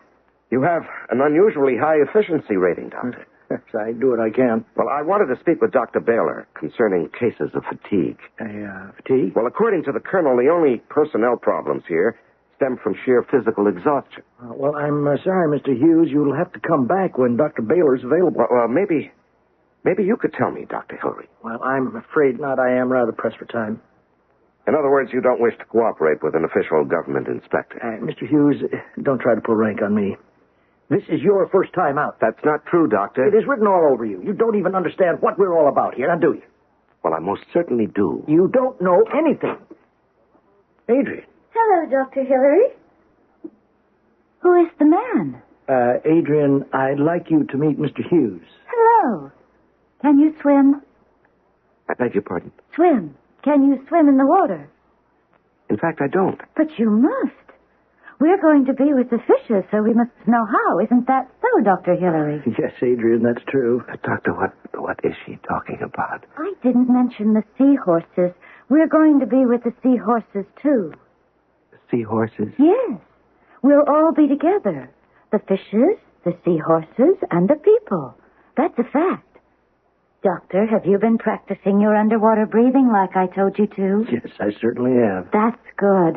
That's very good. Doctor, could we step outside for a moment, please? Adrian, we have to go away now, but we'll be right back. Okay. Would you explain to me what that was all about? You mean Adrian? Well, that girl talks like an idiot. An idiot? Well, let me tell you something, Mr. Hughes. That girl happens to be Dr. Adrian Orriman, the chemist. That girl? Yes, assistant to Professor Shoup, the man behind the X Factor. Well, I don't understand. What happened? A few weeks ago, she just snapped. Just like that? Yes, I'm no psychiatrist. I'm a surgeon. But I can tell you this. She was very dedicated, a perfectionist. She wasn't satisfied with the final conversion formula. Shoup's formula? Right. She insisted that there was an error somewhere. It just didn't feel right, was how she put it. In any case, she went for days without sleep, without food, looking for some imagined error. Well, she finally cracked from sheer fatigue. Oh. I'm very sorry. Are you? Are you really? Yes, Doctor, I really am. Well, you shouldn't be. To feel sorry is to care, and to care is to become involved. What's wrong with that? He's here, isn't he? The man from Project Review? Jerry, this isn't good for you. Now, you should stay in bed. I'll go. I will, just as soon as I talk to him. You're the man, aren't you? I'm Eli Hughes from the planning office. Please listen to me. Jerry, I want you to stop this. But he has to know. He has to know how sad it is.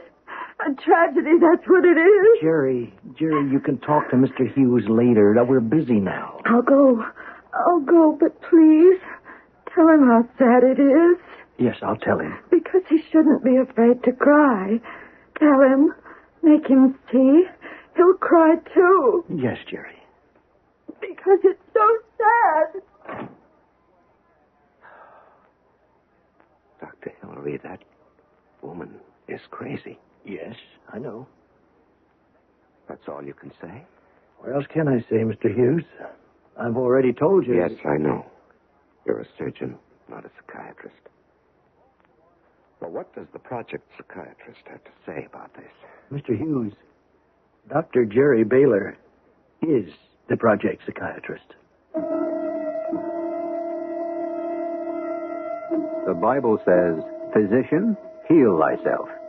Obviously, we have just met the perfect example in Dr. Baylor. If this woman is the resident psychiatrist, what can we expect from her patients? Are the lunatics indeed running the asylum? That is, if Dr. Baylor really is a lunatic. After all, who are we to say? We don't make hasty judgments here. We examine all issues carefully. We'll be back in a moment with Act Two.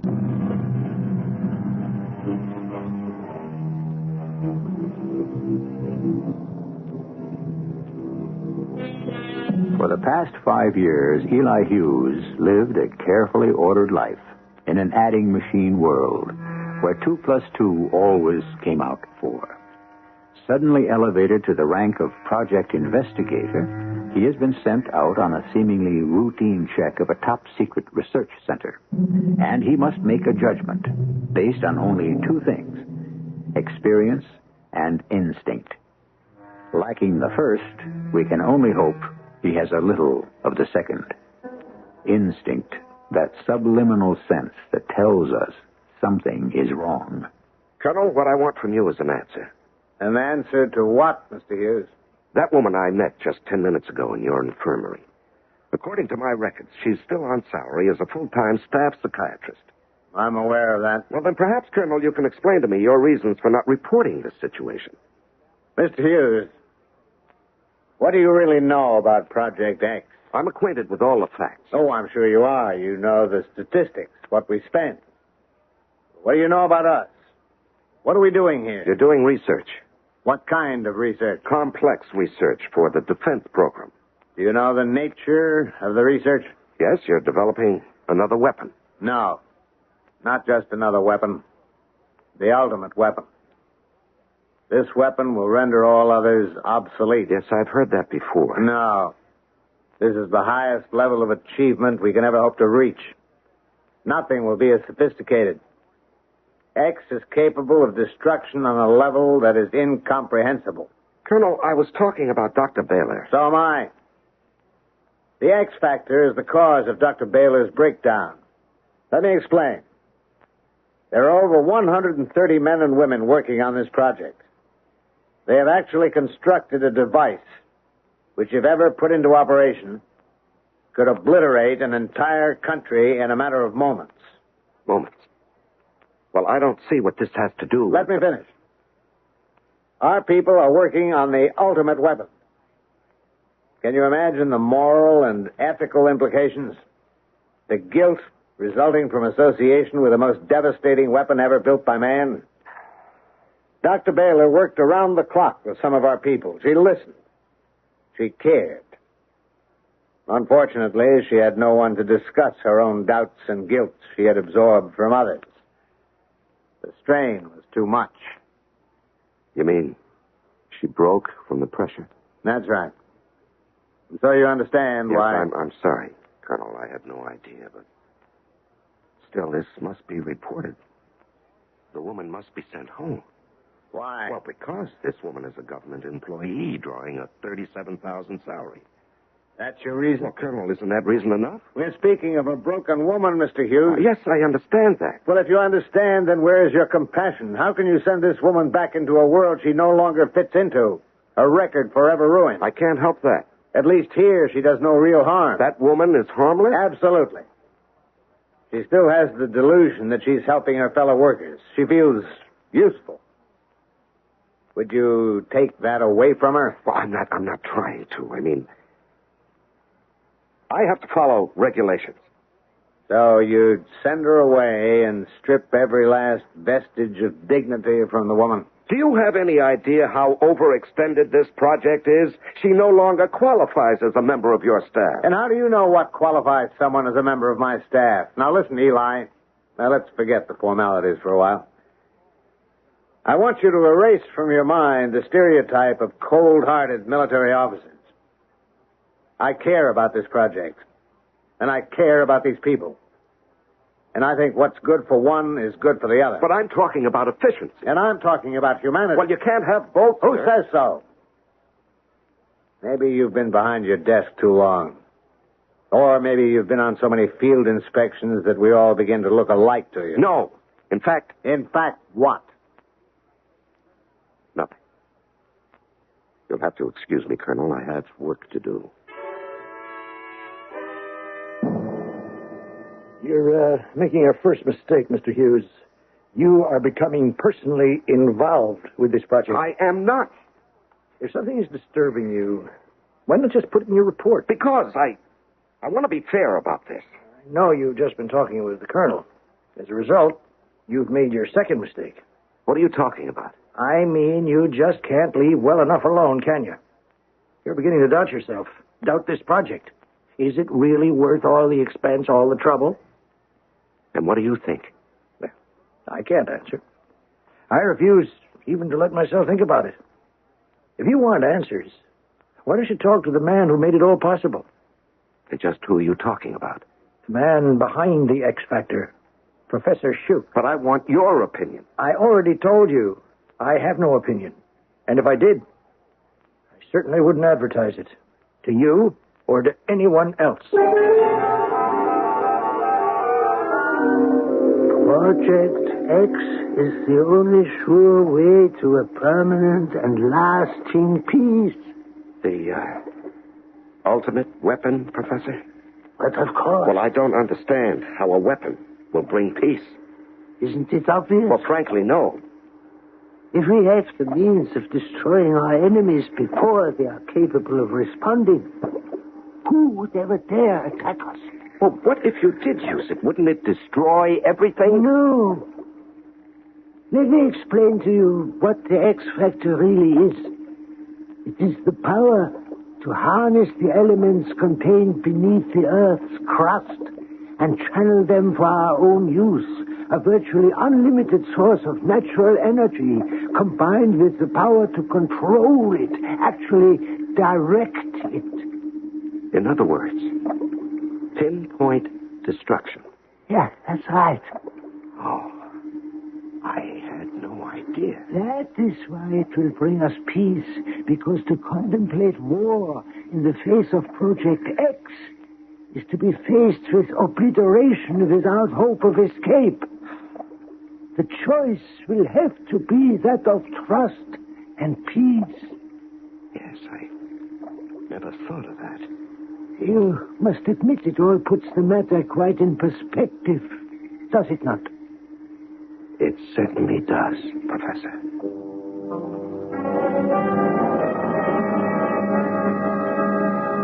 So you'll be leaving us tomorrow, Eli? Yes, Colonel.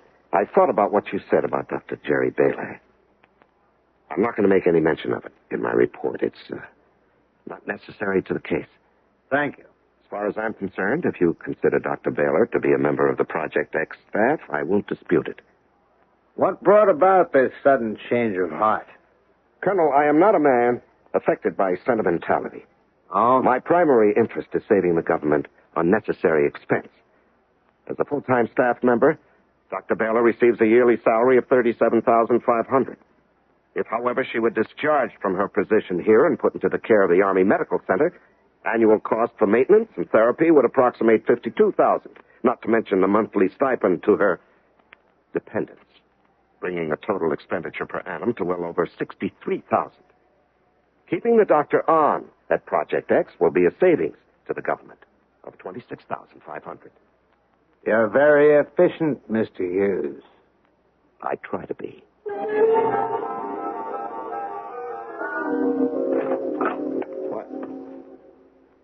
What are you doing in my room? They said you were leaving. Yes, that's right, Dr. Baylor. But you just arrived. Well, I've been here 3 days. That's not long enough. Don't you realize that? Doctor, I find that the time was sufficient. I know what you're going to tell them. How could you? You don't have to be a mind reader. Everything's fine here. That's what you'll tell them. Everything's ship-shape and okay, but you're wrong. Dr. Baylor, Jerry, I really have to be packing. That's right. Avoid me. No, I'm not trying to I avoid. understand. I know the kind of person you are. You've taken orders all your life, and now you're afraid to make trouble. No, that's not true. It's true, and you know it. But I upset everything. I'm the broken cog in the wheel. Well, just you listen to me, because I'm a psychiatrist. I know what I'm talking about. Yes, of course you do. Don't patronize me. Jerry, I understand your situation. Really, I do. In fact, I think you're quite a remarkable woman to have endured what you have, but I have already filed a primary report, and it's time for me to leave. But you can't go. Not until you see the reality. The reality of Project X. You can't permit it to continue. I had doubts about the usefulness of this research myself, but then Dr. Shoup explained it to me, and it does make sense. Shoup is out of his mind. He is out to destroy us all. How can you say that? He's a believer in peace. You're wrong. He wants to destroy us, and he will, unless you stop him. Jerry, believe me, what you're going through now is due to fatigue. You've been stretched to the limits of exhaustion. You fool. Are you blind? Destruction is near. Why won't you believe me? Jerry, don't you see? It all has to do with the fact that you absorb other people's guilts, the ethical and moral. No. I have beheld the future and have paid the price. The horror was too great for anyone to remain sane. But you, Eli, you can save us. But you won't. No, you're right. You're right, Eli. Don't permit yourself to care. Leave now before you begin to doubt. Don't let yourself care, or you'll be destroyed. Leave now, this minute, before it starts to eat away inside you. Jerry, what is it? Before it's too late. Before the caring destroys you. Jerry, what's wrong?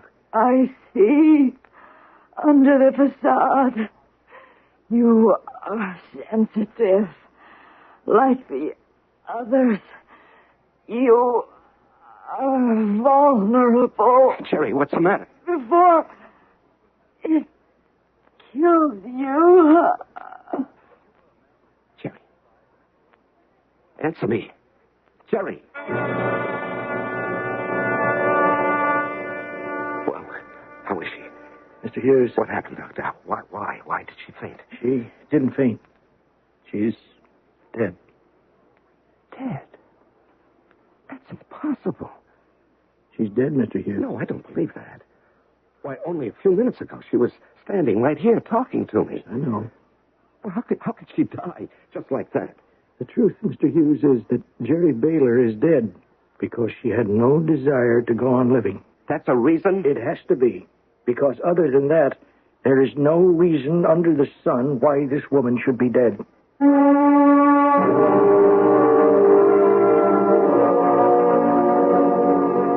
The road to resolution starts with doubt. The best way home's the farthest way about. So said the poet. Doubt. It begins as a wispy thread of curiosity. It would have been so simple, so easy to have gone back and declared that all was well at Project X. But now doubt, the ultimate weapon of man's own conscience, has been planted inside the practical, well-ordered mind of Eli Hughes. And that is going to prove very unfortunate for him when I return with Act 3.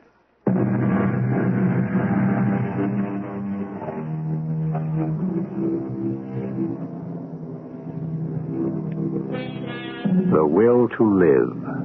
There is no power on earth quite like it. And even doctors are at a loss to explain the most critical patients whose sheer tenacity brings them back from death's door. Conversely, many people believe that there exists also the will to die. But what about Dr. Jerry Baylor? Could we say then that she actually died of despair? Of some terrifying vision? This woman should not be dead. The fact still remains, Doctor, that she is. Now, there has to be some sound medical explanation. There always is. All right. Her heart stopped beating, so she died. In fact, though, she wanted to die, so her heart simply stopped beating. Now, do you understand the difference? No. Life was an utter torment for Jerry. Each day became more and more difficult to face. Visions of total annihilation. She was firmly convinced that it was actually going to happen. Well, the thought was unbearable. How are you going to list her death? Natural causes. What else can I say? That's how I recorded the other two. Other two? What other two? Yes. This is the third death we've had here in the past 6 months. Well, I wasn't informed of any deaths. Yeah, that's correct. Now that you bring it up. They occurred away from the installation on 2 staff members who had recently resigned from the project. Officially, they were no longer connected with Project X, although I consider the deaths to be work-related. How did they die? One in an accident, the other cardiac arrest. Both had previously been under the care of Dr. Baylor. I see. Doctor, would it be possible for me to look through Jerry Baylor's office? I thought you were leaving, Mr. Hughes. Not just yet.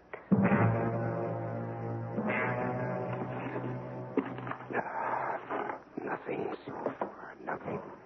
Now, she had to keep some kind of records, I'm sure of it. But where... Wait a minute. One of these. Tapes. Maybe it's on tape.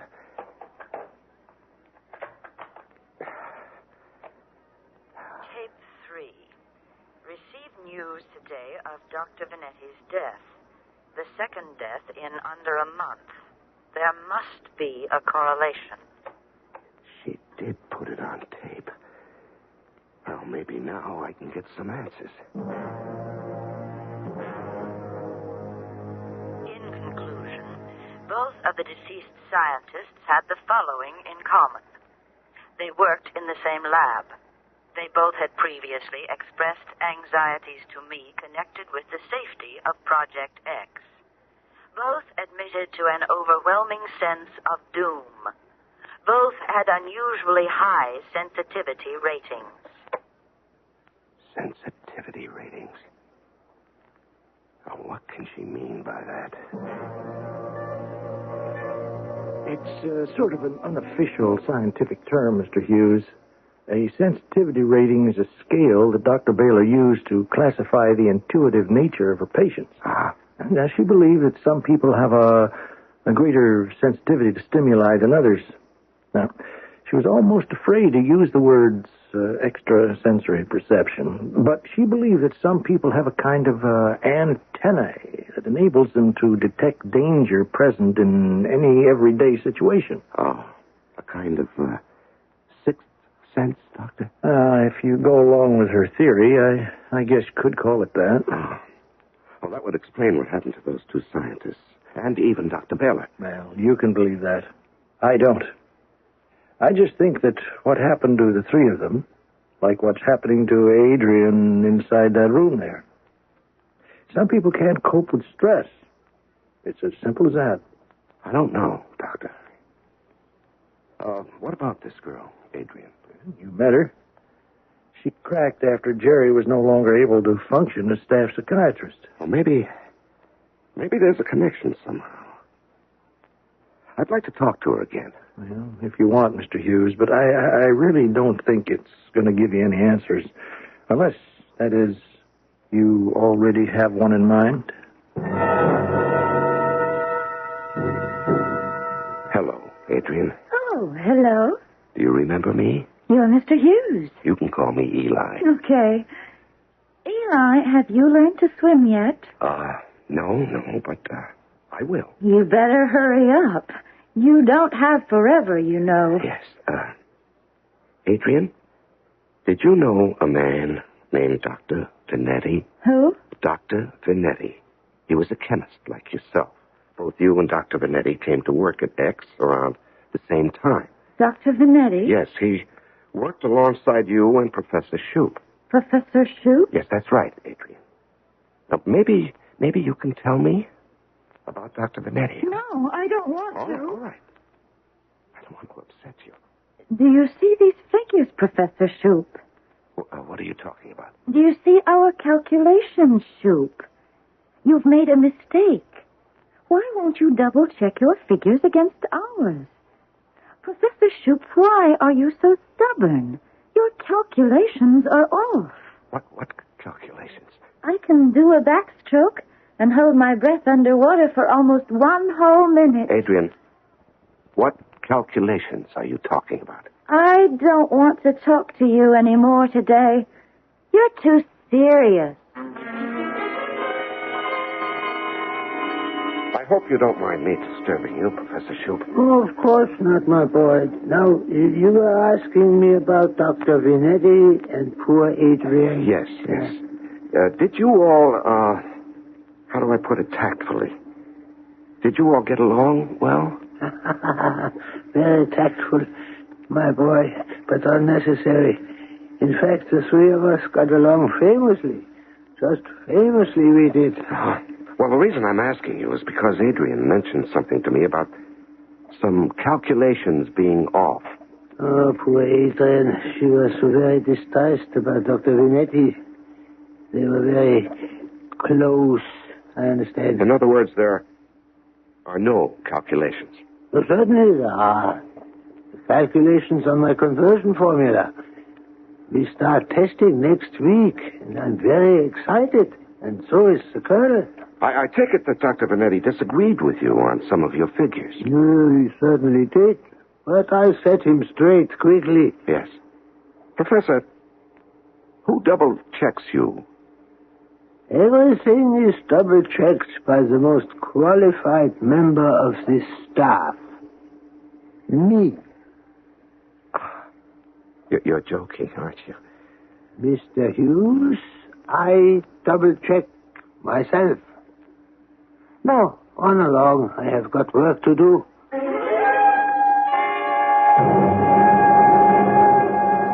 I think you're taking this all too seriously, Eli. Colonel, I heard him with my own ears. He said he double-checks himself. Well? I don't know about you, but I call that an extremely unscientific attitude.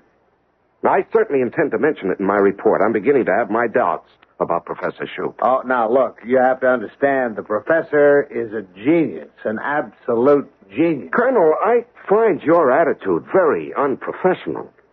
I'm raising serious doubts to you about the emotional stability of your chief scientist. Now, how can you just dismiss it with a shrug of your shoulder? Because,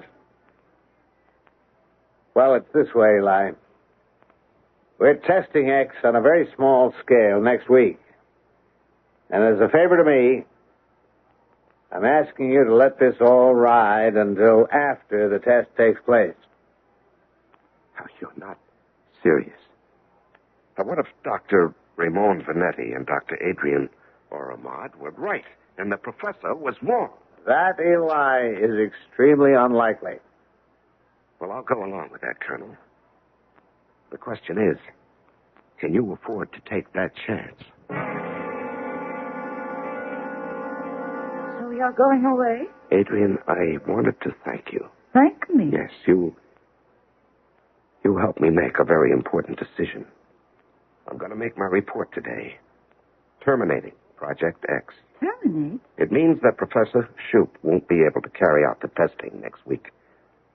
I thought it would make you happy to hear that. Eli, you can't stop it. It's too late. No, it isn't. You can see it, can't you, Eli? You're one of us. I can see that. One of us? You have it. The sensitivity. You know what's going to happen. The miscalculation in the conversion formula will set off a disastrous chain reaction. Adrian, I already told you I'm going to stop the test. No, they'll stop you. They won't let you. Goodbye, Colonel. I'm glad there are no hard feelings. Not really, Eli. We do have a full week before the test. Something might always come up. The last word does belong to the General. Well, I'm sure the General will support my findings. Perhaps, Eli. When he hears the results of our testing, I don't believe he will. Well, you'll be shut down long before the testing, Colonel. Eli, we can't be closed until you make your report. In case you forgot, Colonel, I'm leaving today. Not really. What are you talking about? You're a civilian. This is a classified operation. We have to debrief you, and that's going to take time. Well, I've got a level 3 security clearance. I'm just being technical, Eli. I have the option to detain any non-military personnel for a routine security check. How long will this check take? Exactly 1 week. 1 week? Well, that'll give the professor time to begin his tests. It will? Colonel, this is deliberate. It is. But you can't. I mean, you can't carry on those tests. If the calculations are even slightly off, there'll be a terrifying chain reaction. You're dealing with the forces of nature. We're talking about cataclysm. Unleashing the violence from beneath the Earth's crust, the elements raging uncontrollably. Eli, I think you've been taking this all a bit too seriously. You think I'm crazy, do you? Maybe I am. Maybe man wasn't meant to foresee his own destruction. But it will happen, Colonel, unless I stop it. Only I have the power to stop it, and I must, or else we perish. Civilization will perish. And I must go at once and make my report. Eli, you're not going anywhere. Not for a long, long time.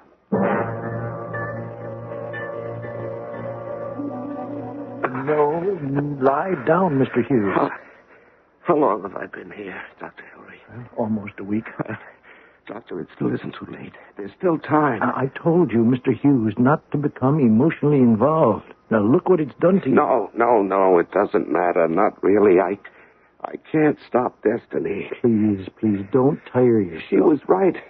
Jerry was right. It's a mistake to care. It'll destroy you if you care. Please, Mr. Hughes. Eli. It won't be long now, Doctor. We'll all fall in. Down to the bottom of the ocean. Back to the fishes. Well, rest now. The fishes and the seahorses. General Glynn? Yes, come in, Corporal. I want you to take a letter to the director of Project X.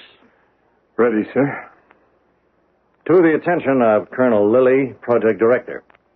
Sir, in lieu of a progress report from investigator Eli Hughes, our secondary review committee has voted to send a replacement sometime in the following few weeks. In the interim, as Project X poses no immediate threat to the safety of this country, permission is hereby granted for you to continue with your research. Signed, Major General E.F. Glynn, Commander-in-Chief of Military Forces, Atlantis.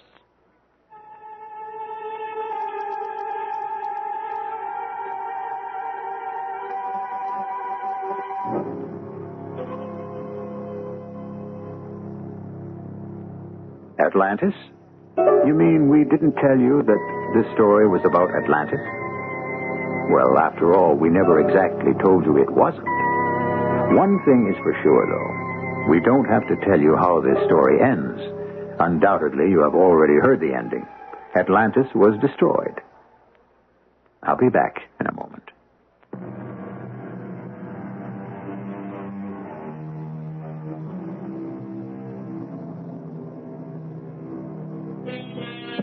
Is man bent on destroying himself? This story was offered merely as a fable to make you think and wonder. That's what this program is all about. To expand the imagination, heighten the senses, tantalize the curiosity. Was there really an Atlantis? What could have happened to cause such an advanced civilization to vanish from the face of the earth without a trace?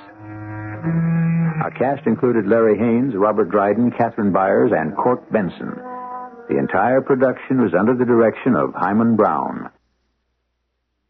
This is E.G. Marshall inviting you to return to our Mystery Theater for another adventure in the macabre. Until next time, pleasant dreams.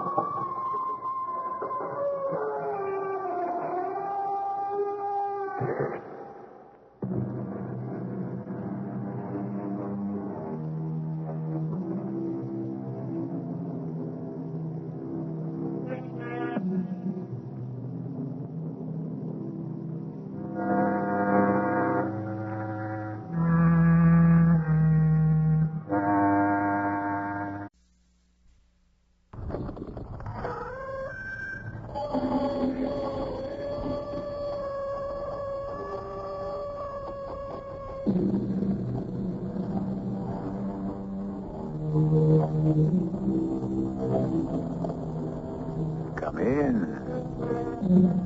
Welcome. I'm E.G. Marshall.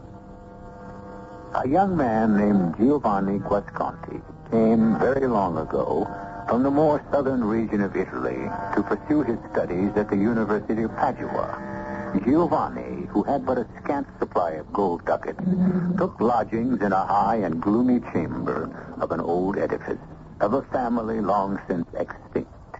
One of the ancestors of this family had been pictured by Dante as a partaker of the immortal agonies of his Inferno. So begins one of Nathaniel Hawthorne's finest short stories, which is the tale you're about to hear. Unforgettable, not alone as literature, but because it haunts and shocks to the root of the soul. For some purpose, Giovanni, this man of science, Dr. Rappaccini, is making a study of you. I know that look of his.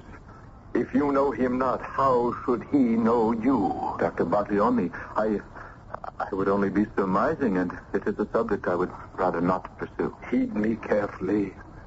I would stake my life that if you are not already one of Rappaccini's inhuman experiments, you are marked for it.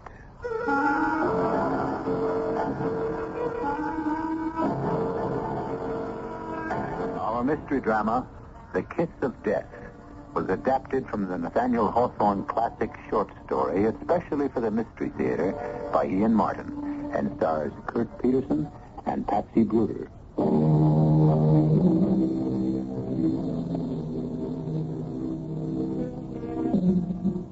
Nathaniel Hawthorne described Giovanni as having a remarkable beauty of person, rather a Grecian than an Italian head, with fair, regular features and a glistening of gold among his ringlets. But the story he wove about him was as dark and menacing as his looks were light and open, and the terrible and tortuous fate which lurked in waiting for him was as exquisitely agonizing as any Dante contrived for his lost souls in the 7 rings of hell. I did not catch your name, senor, as we boarded the coach. Giovanni Guasconti. Ah, and mine, Salvatore Bergamo. You are young for an occupation. I am a student, sir. And not from our Tuscany? No, sir. From the south, Napoli. How came you then to Venice? By boat, all the way around the coast. There was no one of my family left, save only an uncle who died and left me a small estate to study with a friend of his in Padua. Ah, you do not go then on to Verona? No, sir. I must find a place to live with as few ducats as I possess, and then seek out my uncle's friend who teaches in the medical school. Not by any chance Giacomo Rappaccini? No, I do not know that name. So much the better for you. It has a large reputation through Italy, but not of the best. Who is your father? Are you a medical man, Signor Bergamo? From Dottore? By the faith, no. I am an exporter and importer of goods. It is in the course of the latter half of my business dealings I have run afoul of Dr. Rappaccini. Run afoul? I speak too freely to strangers. It is a fault of mine. I say only that Dr. Rappaccini has deep and strong interest in potent and very dangerous drugs, or rather in plants that produce them. You are a young man of open heart and seeming promise. I am glad you will not be associated with him. Did you tell me your sponsor's name? No. It is Master Pietro Baglioni. doctor, professor at the university. Where do you stay in Padua? I have no idea. Not with the Dottore Baglioni. Oh, no. He was a friend of my uncle's, but only a distant acquaintance of the family. I would not have him beholden to me further. Marco, I like you, boy. You have a good heart and an ease of manner that befits you well. Here. There is in Padua an old nurse from our family who came into some property in a large house. Here is her address and a note from me. I am sure Dame Elisabetta Falcone will settle you comfortably and within your purse. Had I a son, I cannot think of quarters where you could be better or safer lodged.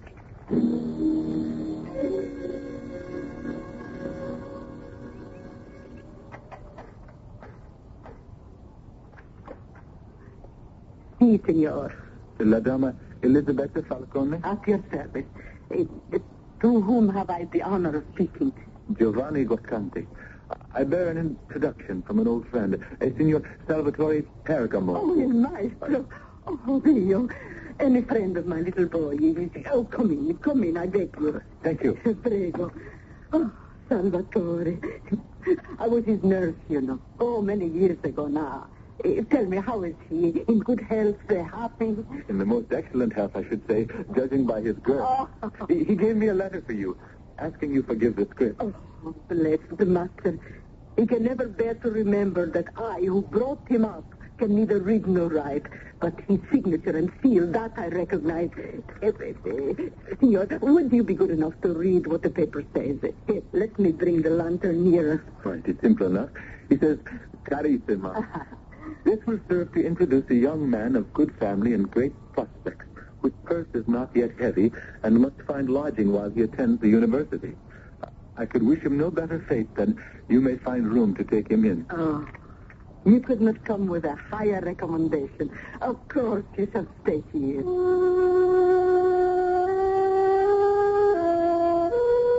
I followed her up the curving marble staircase.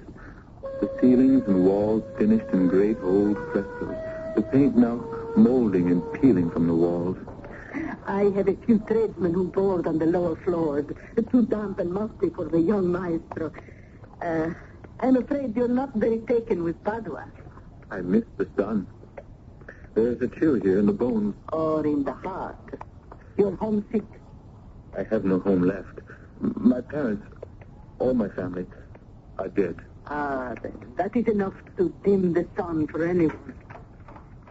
Ecco, signor. Magnifico. But can I afford it? Oh, no one else is young enough to climb the stairs. But you have seen nothing yet. Come to the window. How beautiful.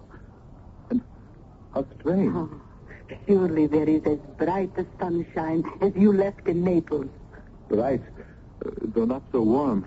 But what a magnificent garden. Is it not something? It's special. Very, a botanical garden, and so lovingly cared for. Does this belong to the house? Oh, no, signor. No, it's from the villa next door. Such strange exotic plants. The purples and the magentas. I don't recognize any of them. No more than I. Observe the gigantic leaves, the huge, heavy blossoms. They're all imported, of course, for the great man who owns them. You see, that's a sea. You can see working at one of the beds, by the stone urn near the statue. Surely that is no gardener in the scholar's garb, black? Oh, bless us, no. He permits no one else but himself to come near his plant. That is Dr. Rappaccini himself. Rappaccini? Ah, even in Naples you've heard his name, huh? No, not in Naples. More recently. Oh, well, I'm sure he's famous all over Italy. And Europe and the world, for that matter. So, will the room suit you, do you think? Admirably. But if it will suit my purse. Oh, we shall arrange that when you join us for the evening meal. If you will be my guest. How kind. Oh, thank me later, young gallant. You may have the more reason. Keep your eye on the garden. There is one flower that adorns it, more beautiful than any you have already seen.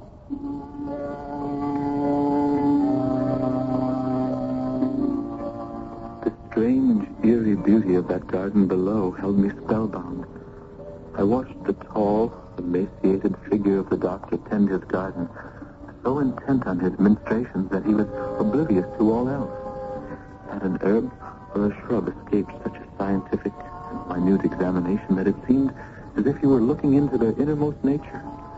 And yet, he avoided inhaling their odors or actually touching them, and walked among them with a caution that suggested him a man walking among malignant spirits.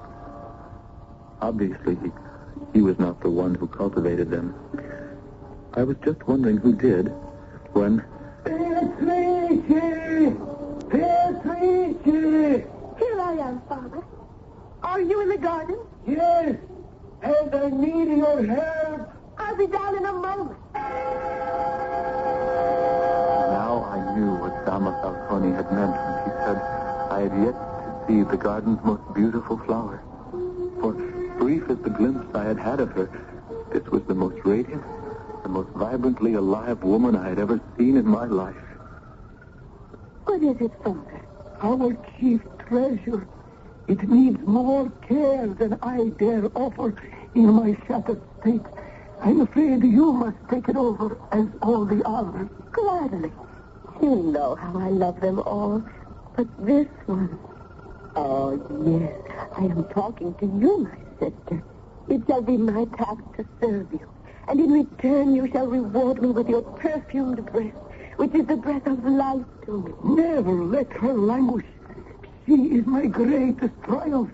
And if truth be told, more than the breath of... What is it, Father? Something wrong? No. Nothing wrong. Come.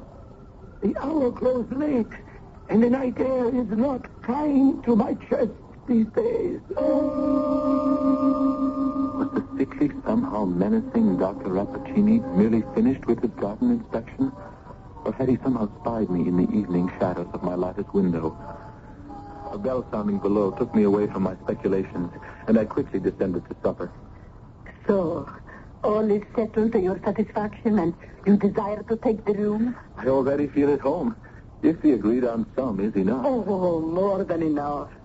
I promise you I shall not be a roisterer. In fact, I anticipate spending a great deal of time in my room above that magic window. I take it you have already seen its richest blooms. Yes, just before supper. Signora Falcone, how can I gain an introduction to her? Do you... Oh, the Rappacinis are far above my head. For all my village next door, they might live in another world. But surely the great gentleman at the university, Dr. Baglioni, to whom you bear a note of introduction, will know his fellow doctor. Of course. I shall sleep on the hope of that. If indeed, after all that has happened to me today, allows me to sleep. At your age, sleep comes easily and welcome.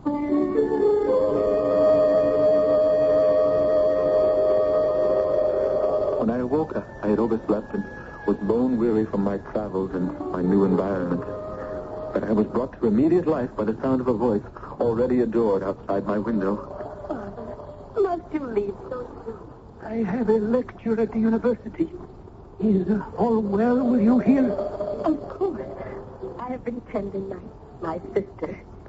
See how she lifts her head today since I've fed and nourished her. All velvet and sheen and rich and glimmering like the most precious of stones.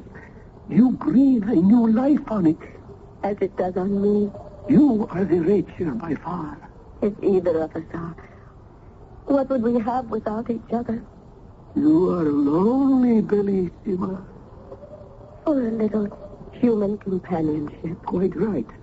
I must provide you some. But how? We could have a ball or a dinner party. No. Not in this house.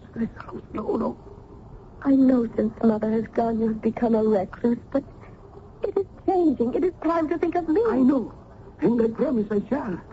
But it is not a simple matter. We can wait, but not too much longer. I promise you, you shall not have to.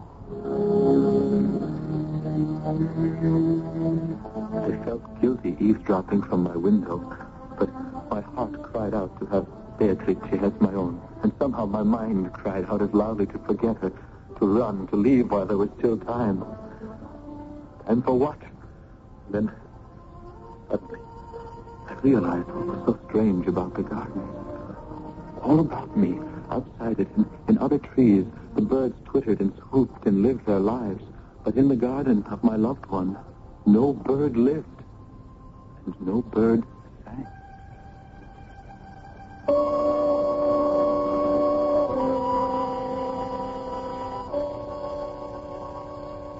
But what has any threatened danger held back a man in love? And what danger could lurk in a garden of luxuriant and healthy flowers and shrubs? That Giovanni is about to find out, and refuse to believe until the ultimate truth is too undeniable. I shall return shortly with Act 2.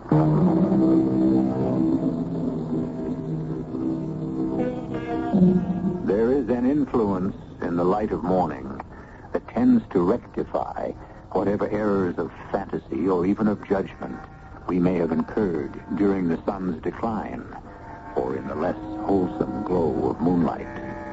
These are Mr. Hawthorne's words, and what better ones to project that by the following morning, after a good sleep, young Giovanni, looking out his window in the bright sun, found the garden below him a lovely place. It was time to present himself at the university and to meet his sponsor, Il Dottore Baglioni. So, you wish to study medicine, hmm? I wish to provide myself with a livelihood, since my patrimony will soon be exhausted. Oh, frankly spoken again, I like you. I think we might make a doctor of you yet. Report to me tomorrow at the hour of 6 in the morning.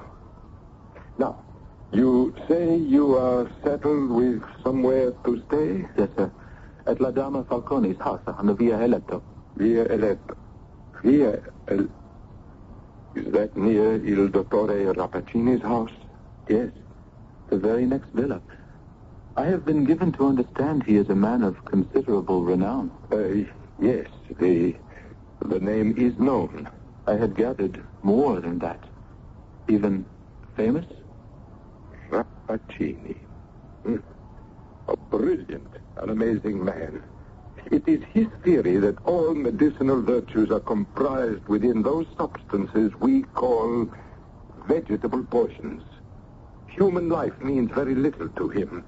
Oh, now and then he achieves a miraculous cure, but in my private mind, these are more probably the work of chance.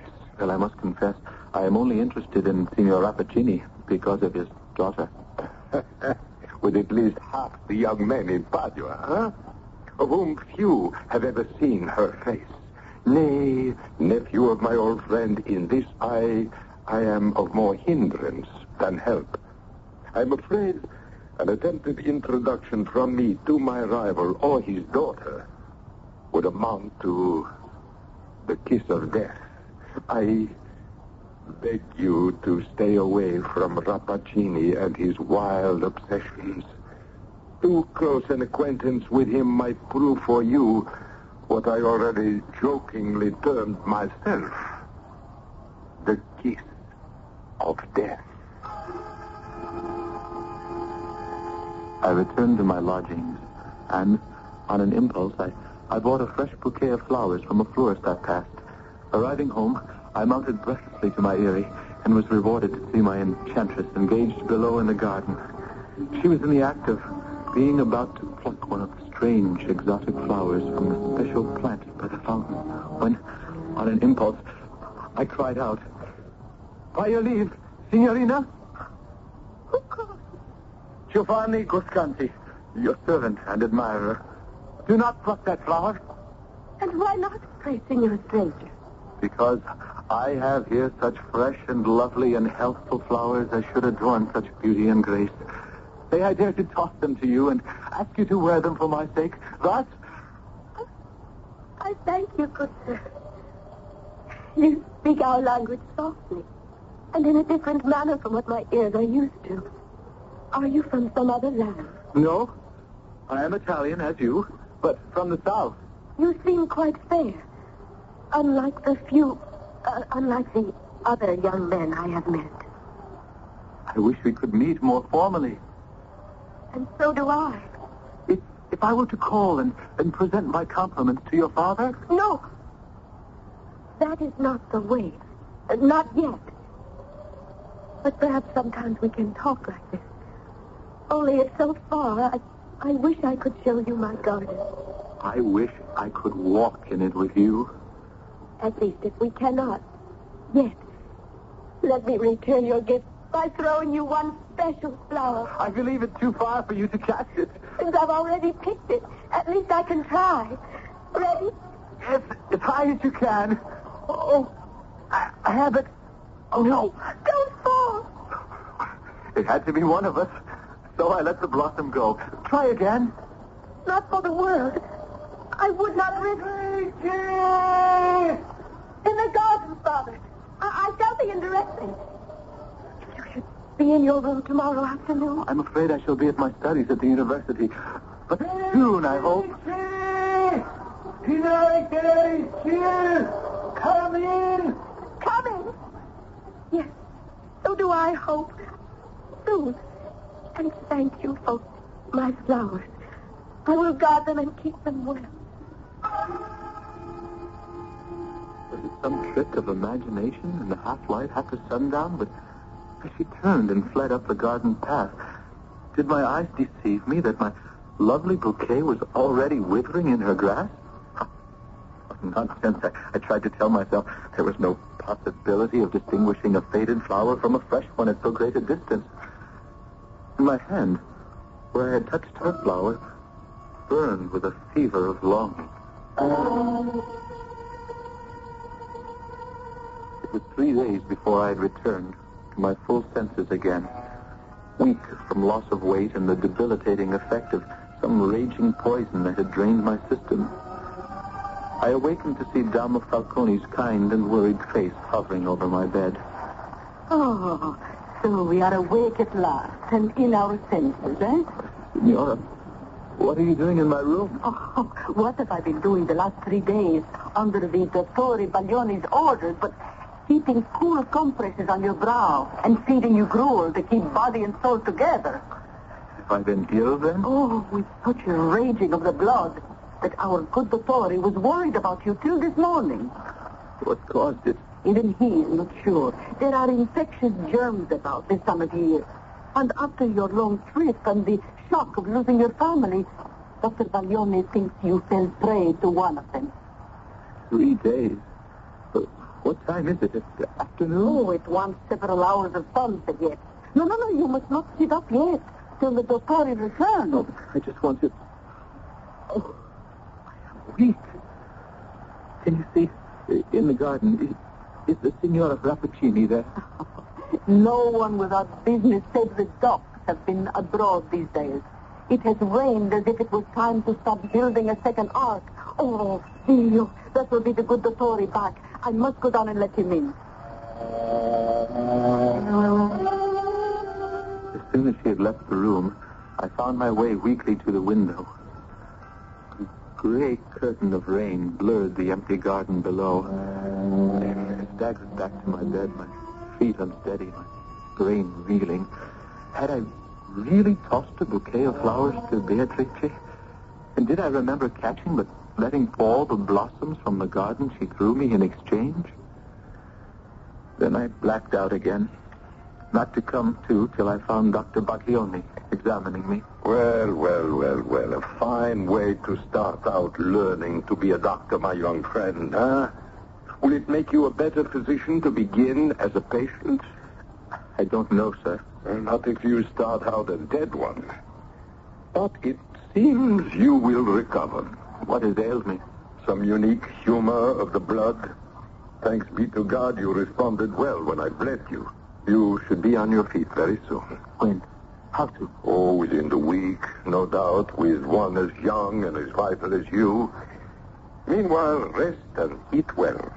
The good Dama Elisabetta will see that you are fed to regain the weight you have lost. How can I thank you enough for your aid and comfort? It is good to have a friend in a strange city. More than one. Surprisingly, someone else today inquired as to your well-being with what appeared to be great personal interest. Who? Dr. Rappaccini. What? I was not aware that you had made his acquaintance. Nor have I. But that is welcome news. For if you will follow my advice, you will have as little to do as possible with him. Why do you say that? For some purpose. This man of science is making a study of you. I know that look of his. I've seen that cold illumination as he bends over a bird, a mouse, a butterfly, which, in pursuit of some experiment, he has killed by the perfume of a flower. If you know him not, how should he know you? I would only be surmising, and it is a subject I would rather not pursue. And an acquaintance you had better not either. For, heed me carefully, Signor Giovanni, I would stake my life that if you are not already one of Rappaccini's inhuman experiments, you are marked for it. By the next morning, as I awoke refreshed and feeling myself... Buongiorno, Signor Visconti. Buongiorno, Damo Falcone. Oh, out of bed, naughty boy. I bring you your breakfast to eat in bed. Oh, I have it here by the window. Now, you must eat everything and not allow the attention to wander. Oh, I will eat. I am famished. Oh, for food or for a sight of Rappaccini's daughter? I suppose nothing escapes that sharp eye of yours, Mother Falcone. Not much.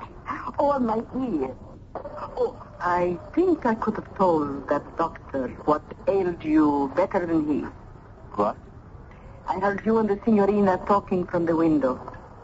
I think you are taken with a disease of the heart, no? Beatrice. Yes, but it is hopeless, I'm afraid. If only I could meet and walk with her in the garden. Well, there is a private entrance into the garden from the street. Private entrance to Dr. Rappaccini's garden? Not so loud. Almost any young man in Padua would sell his soul or his birthright to be admitted among those flowers. You may have what little I have if you will show me the way. Oh, gosh, I want nothing from you. No, I have been well paid already. And here's the key. I give it to you in return for one thing only. What? Name it. You are pale as a ghost and thin as a rail.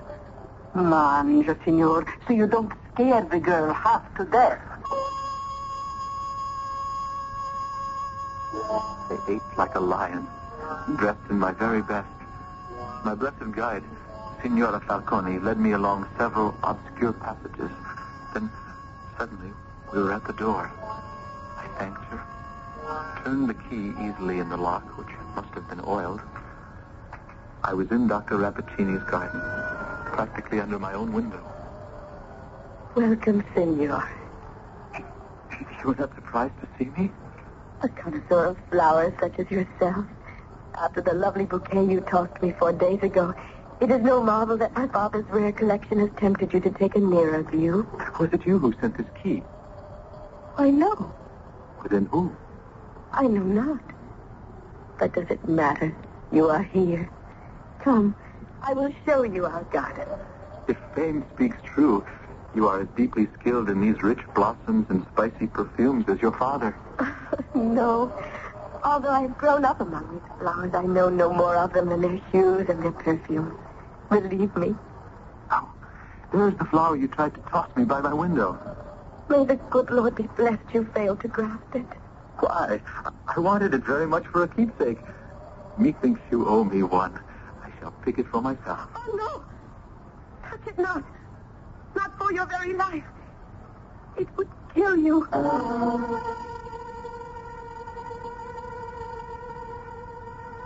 Hiding her face, Beatrice rushes from him into the house, and his eyes following her. Behold, within the shadow of the entrance, the emaciated, ominous figure of the black-clad Dr. Rappaccini. I'll return with Act 3.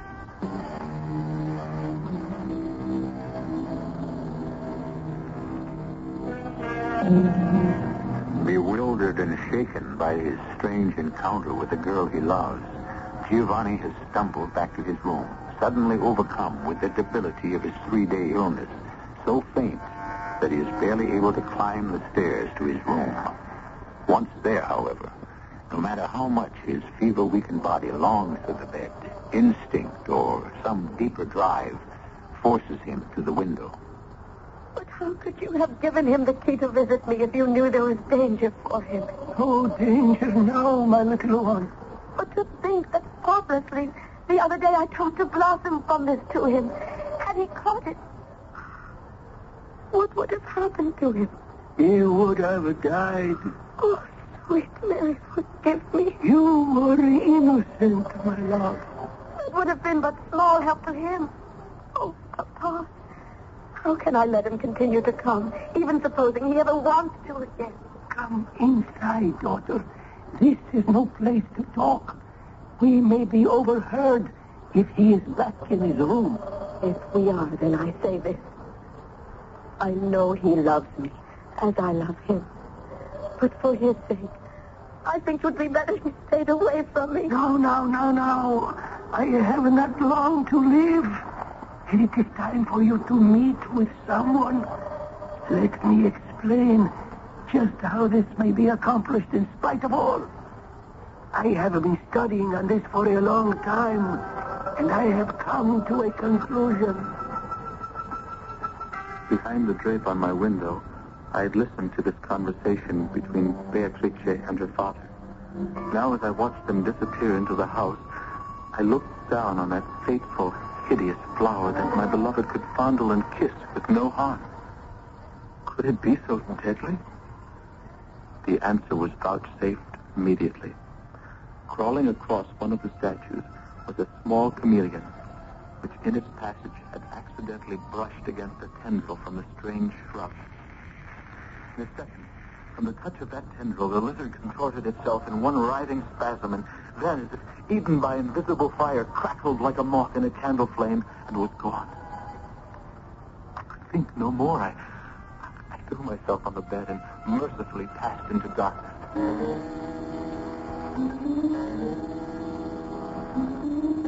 Good morning, my young friend. Oh, good morning, Dr. Pacioni. So, what is this that La Dama is telling me about you having a relapse and other things? Such as? That you have not only talked several times with La Signorina Rappaccini, but that you have also gained access to the garden and met her there. Yes, Signor. That is true. I look at you, and physically you appear to have made a remarkable recovery. This morning, you literally glow with health. It is true. I feel rested and full of life. I'm forced to conclude that perhaps this strange distemper that attacked you is less of the mind than perhaps of the heart. You're right, Doctor. Completely right. I am in love. Beatrice Rappaccini. I feared as much. With no estate or name and with no prospects but a long term of study before me, you consider my suit as hopeless as I? I consider it hopeless for deeper reasons. I think you must have some suspicions of the truth already. Very well. I've been too late to stop Rappaccini's experiment with his daughter, but at least I can try to stop him from whatever new experiment he plans for you. For me? What interest could he have in me? I haven't even met the man. Oh, where do you think the key came from that admitted you to the garden? Beatrice. Who else? From Rappaccini. Ask the Dama Falcone if you don't believe me. It was placed in her hands by the doctor himself, along with a golden ducat to make sure she brought it to you. But why? I don't understand. Who can penetrate the clouded workings of this tortured mind? A man who would sacrifice his own daughter to his own obsession. Is there nothing we can do for her? I would gladly give my life. Let us not be too hasty. There may be a way to outwit Rappaccini yet. How? You see this little silver flask It was wrought by the hands of the great Cellini. It must be priceless. Ah, yes. But most of all, because of what it contains. 1 sip of the antidote in it would render all the poisons of the Borgias innocuous. Bestow it on your Beatrice, and we will thwart Rappaccini yet. Once my dear old friends had left, I hastened to dress, my heart buoyed with the hope that the silver flask would make all well. And then came the ultimate blow. A small bird had crashed against the pane of my open window and dropped to the ledge. I went to the poor little creature, lifting it and finding it still alive and only momentarily stunned. Soothingly, I brought it to my lips, touching them to its head, about to make a sound of reassurance. But to my horror, like the chameleon in the garden the day before, the touch of my lips galvanized it into one agonizing spasm, and then it dissolved into nothingness in my hands. At the same moment, the voice of Beatrice called me from the garden. Giovanni, are you there? What do you want of me now, accursed, poisonous witch? Oh, no. Come down to the garden. Let me try to explain. No need for explanations anymore. I am the only being your breath cannot slay. Your kiss may never kill. I stumbled from my room, for the door, and for the garden. I was a mass of conflicting emotions. Love, hate, despair, and murderous fury as I faced Beatrice in that deadly garden. How can you pretend ignorance? Shall I prove the power I have gained from the pure daughter of Rappaccini? No proof is necessary. So you admit you have cast your poisonous spell on me. You saw what happened to the bird on the window? I saw, but it is not me. Believe me, it is my father's fatal science. How could you have not known? How could I have known? Locked up a prisoner all these years in this garden. My only companions, my father and the flowers. Particularly this evil thing of beauty that I pretended was a sister, because I had no human being to share my love and friendship with. You must have known. You had to know. Yesterday, when I reached for the blossom on this venomous vine, you cried out, "Touch it not, it will kill you." I did cry that out. And yet, a few days earlier, when I brought you flowers, you tossed the same blossom to me at my window. Luckily, that had only grazed my fingers, for that touch alone was enough to put me in a blush, a fever that nearly killed me. I knew nothing of that. Where did you think I was? If I had been myself, for all the love I had in my heart for you, don't you think I would have been daily at your window? I thought you were at the university studying as you told me you would be. Of course. All innocence. Having failed to dispatch me from a distance, you had to provide me entry to the garden to make sure to... Oh, dear. Forgive me. I don't know what I'm saying. It was you who saved my life. A life that, believe me, I never had dreamed stood in any danger from me or mine. Your life was the most precious thing in the world to me. And because of it, I had to drive you from me. Why? I was in no danger. Don't you see? I knew nothing till after my father had given you the key. Even then, the one thing he told me was that you must not touch this flower upon pain of death. I was so lonely for you. I loved you so. I wanted only to spend a little time alone with you. I had forgot the flower when you were near, and all the world seemed lovely. Before I knew that I was something hateful and poisonous, sister to that deadly flower. Where did it come from? My father created it. Created it? He knows all the vile secrets of nature. At the very hour when I first drew breath, this plant sprung from the soil, the offspring of his science, his intellect, while I was only his earthly child. But I grew up and was nourished by it. I thought of it as my sister, not as my doom. Not only yours, but mine. Look. No!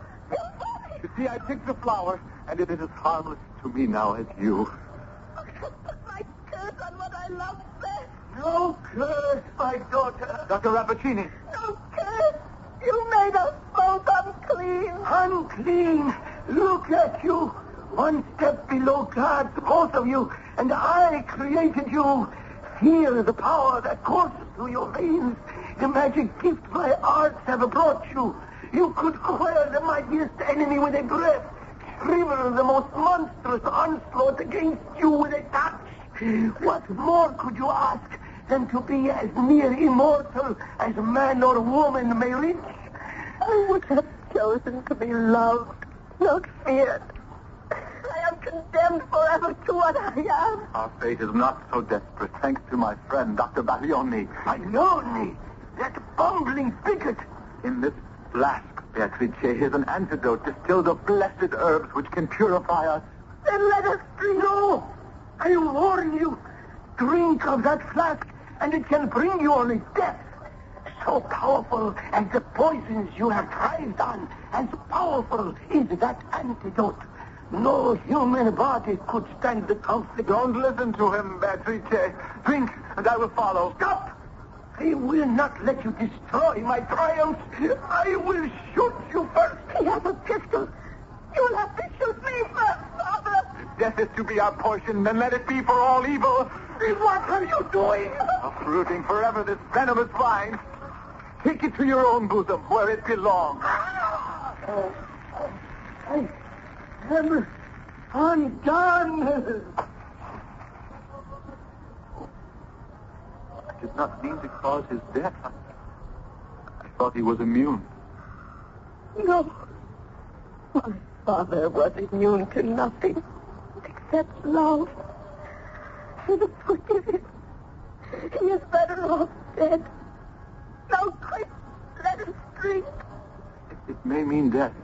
You heard Dr. Rappaccini. I will not live as I am. Nor I. Then give it to me. I shall drink first. No. I shall pour half in the cap of the flask. The flask is for you. To the future, Giovanni. To our future. Whatever it may be.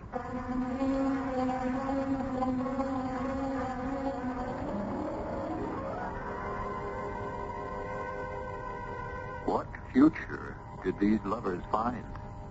Were they star-crossed as Romeo and Juliet? Or did the gods smile on them like Elizabeth and Robert Browning? Well, what does it matter after all if they were together? A good story doesn't always need an end. At least none beyond that the listener chooses to select. Believe for himself. I'll be back shortly.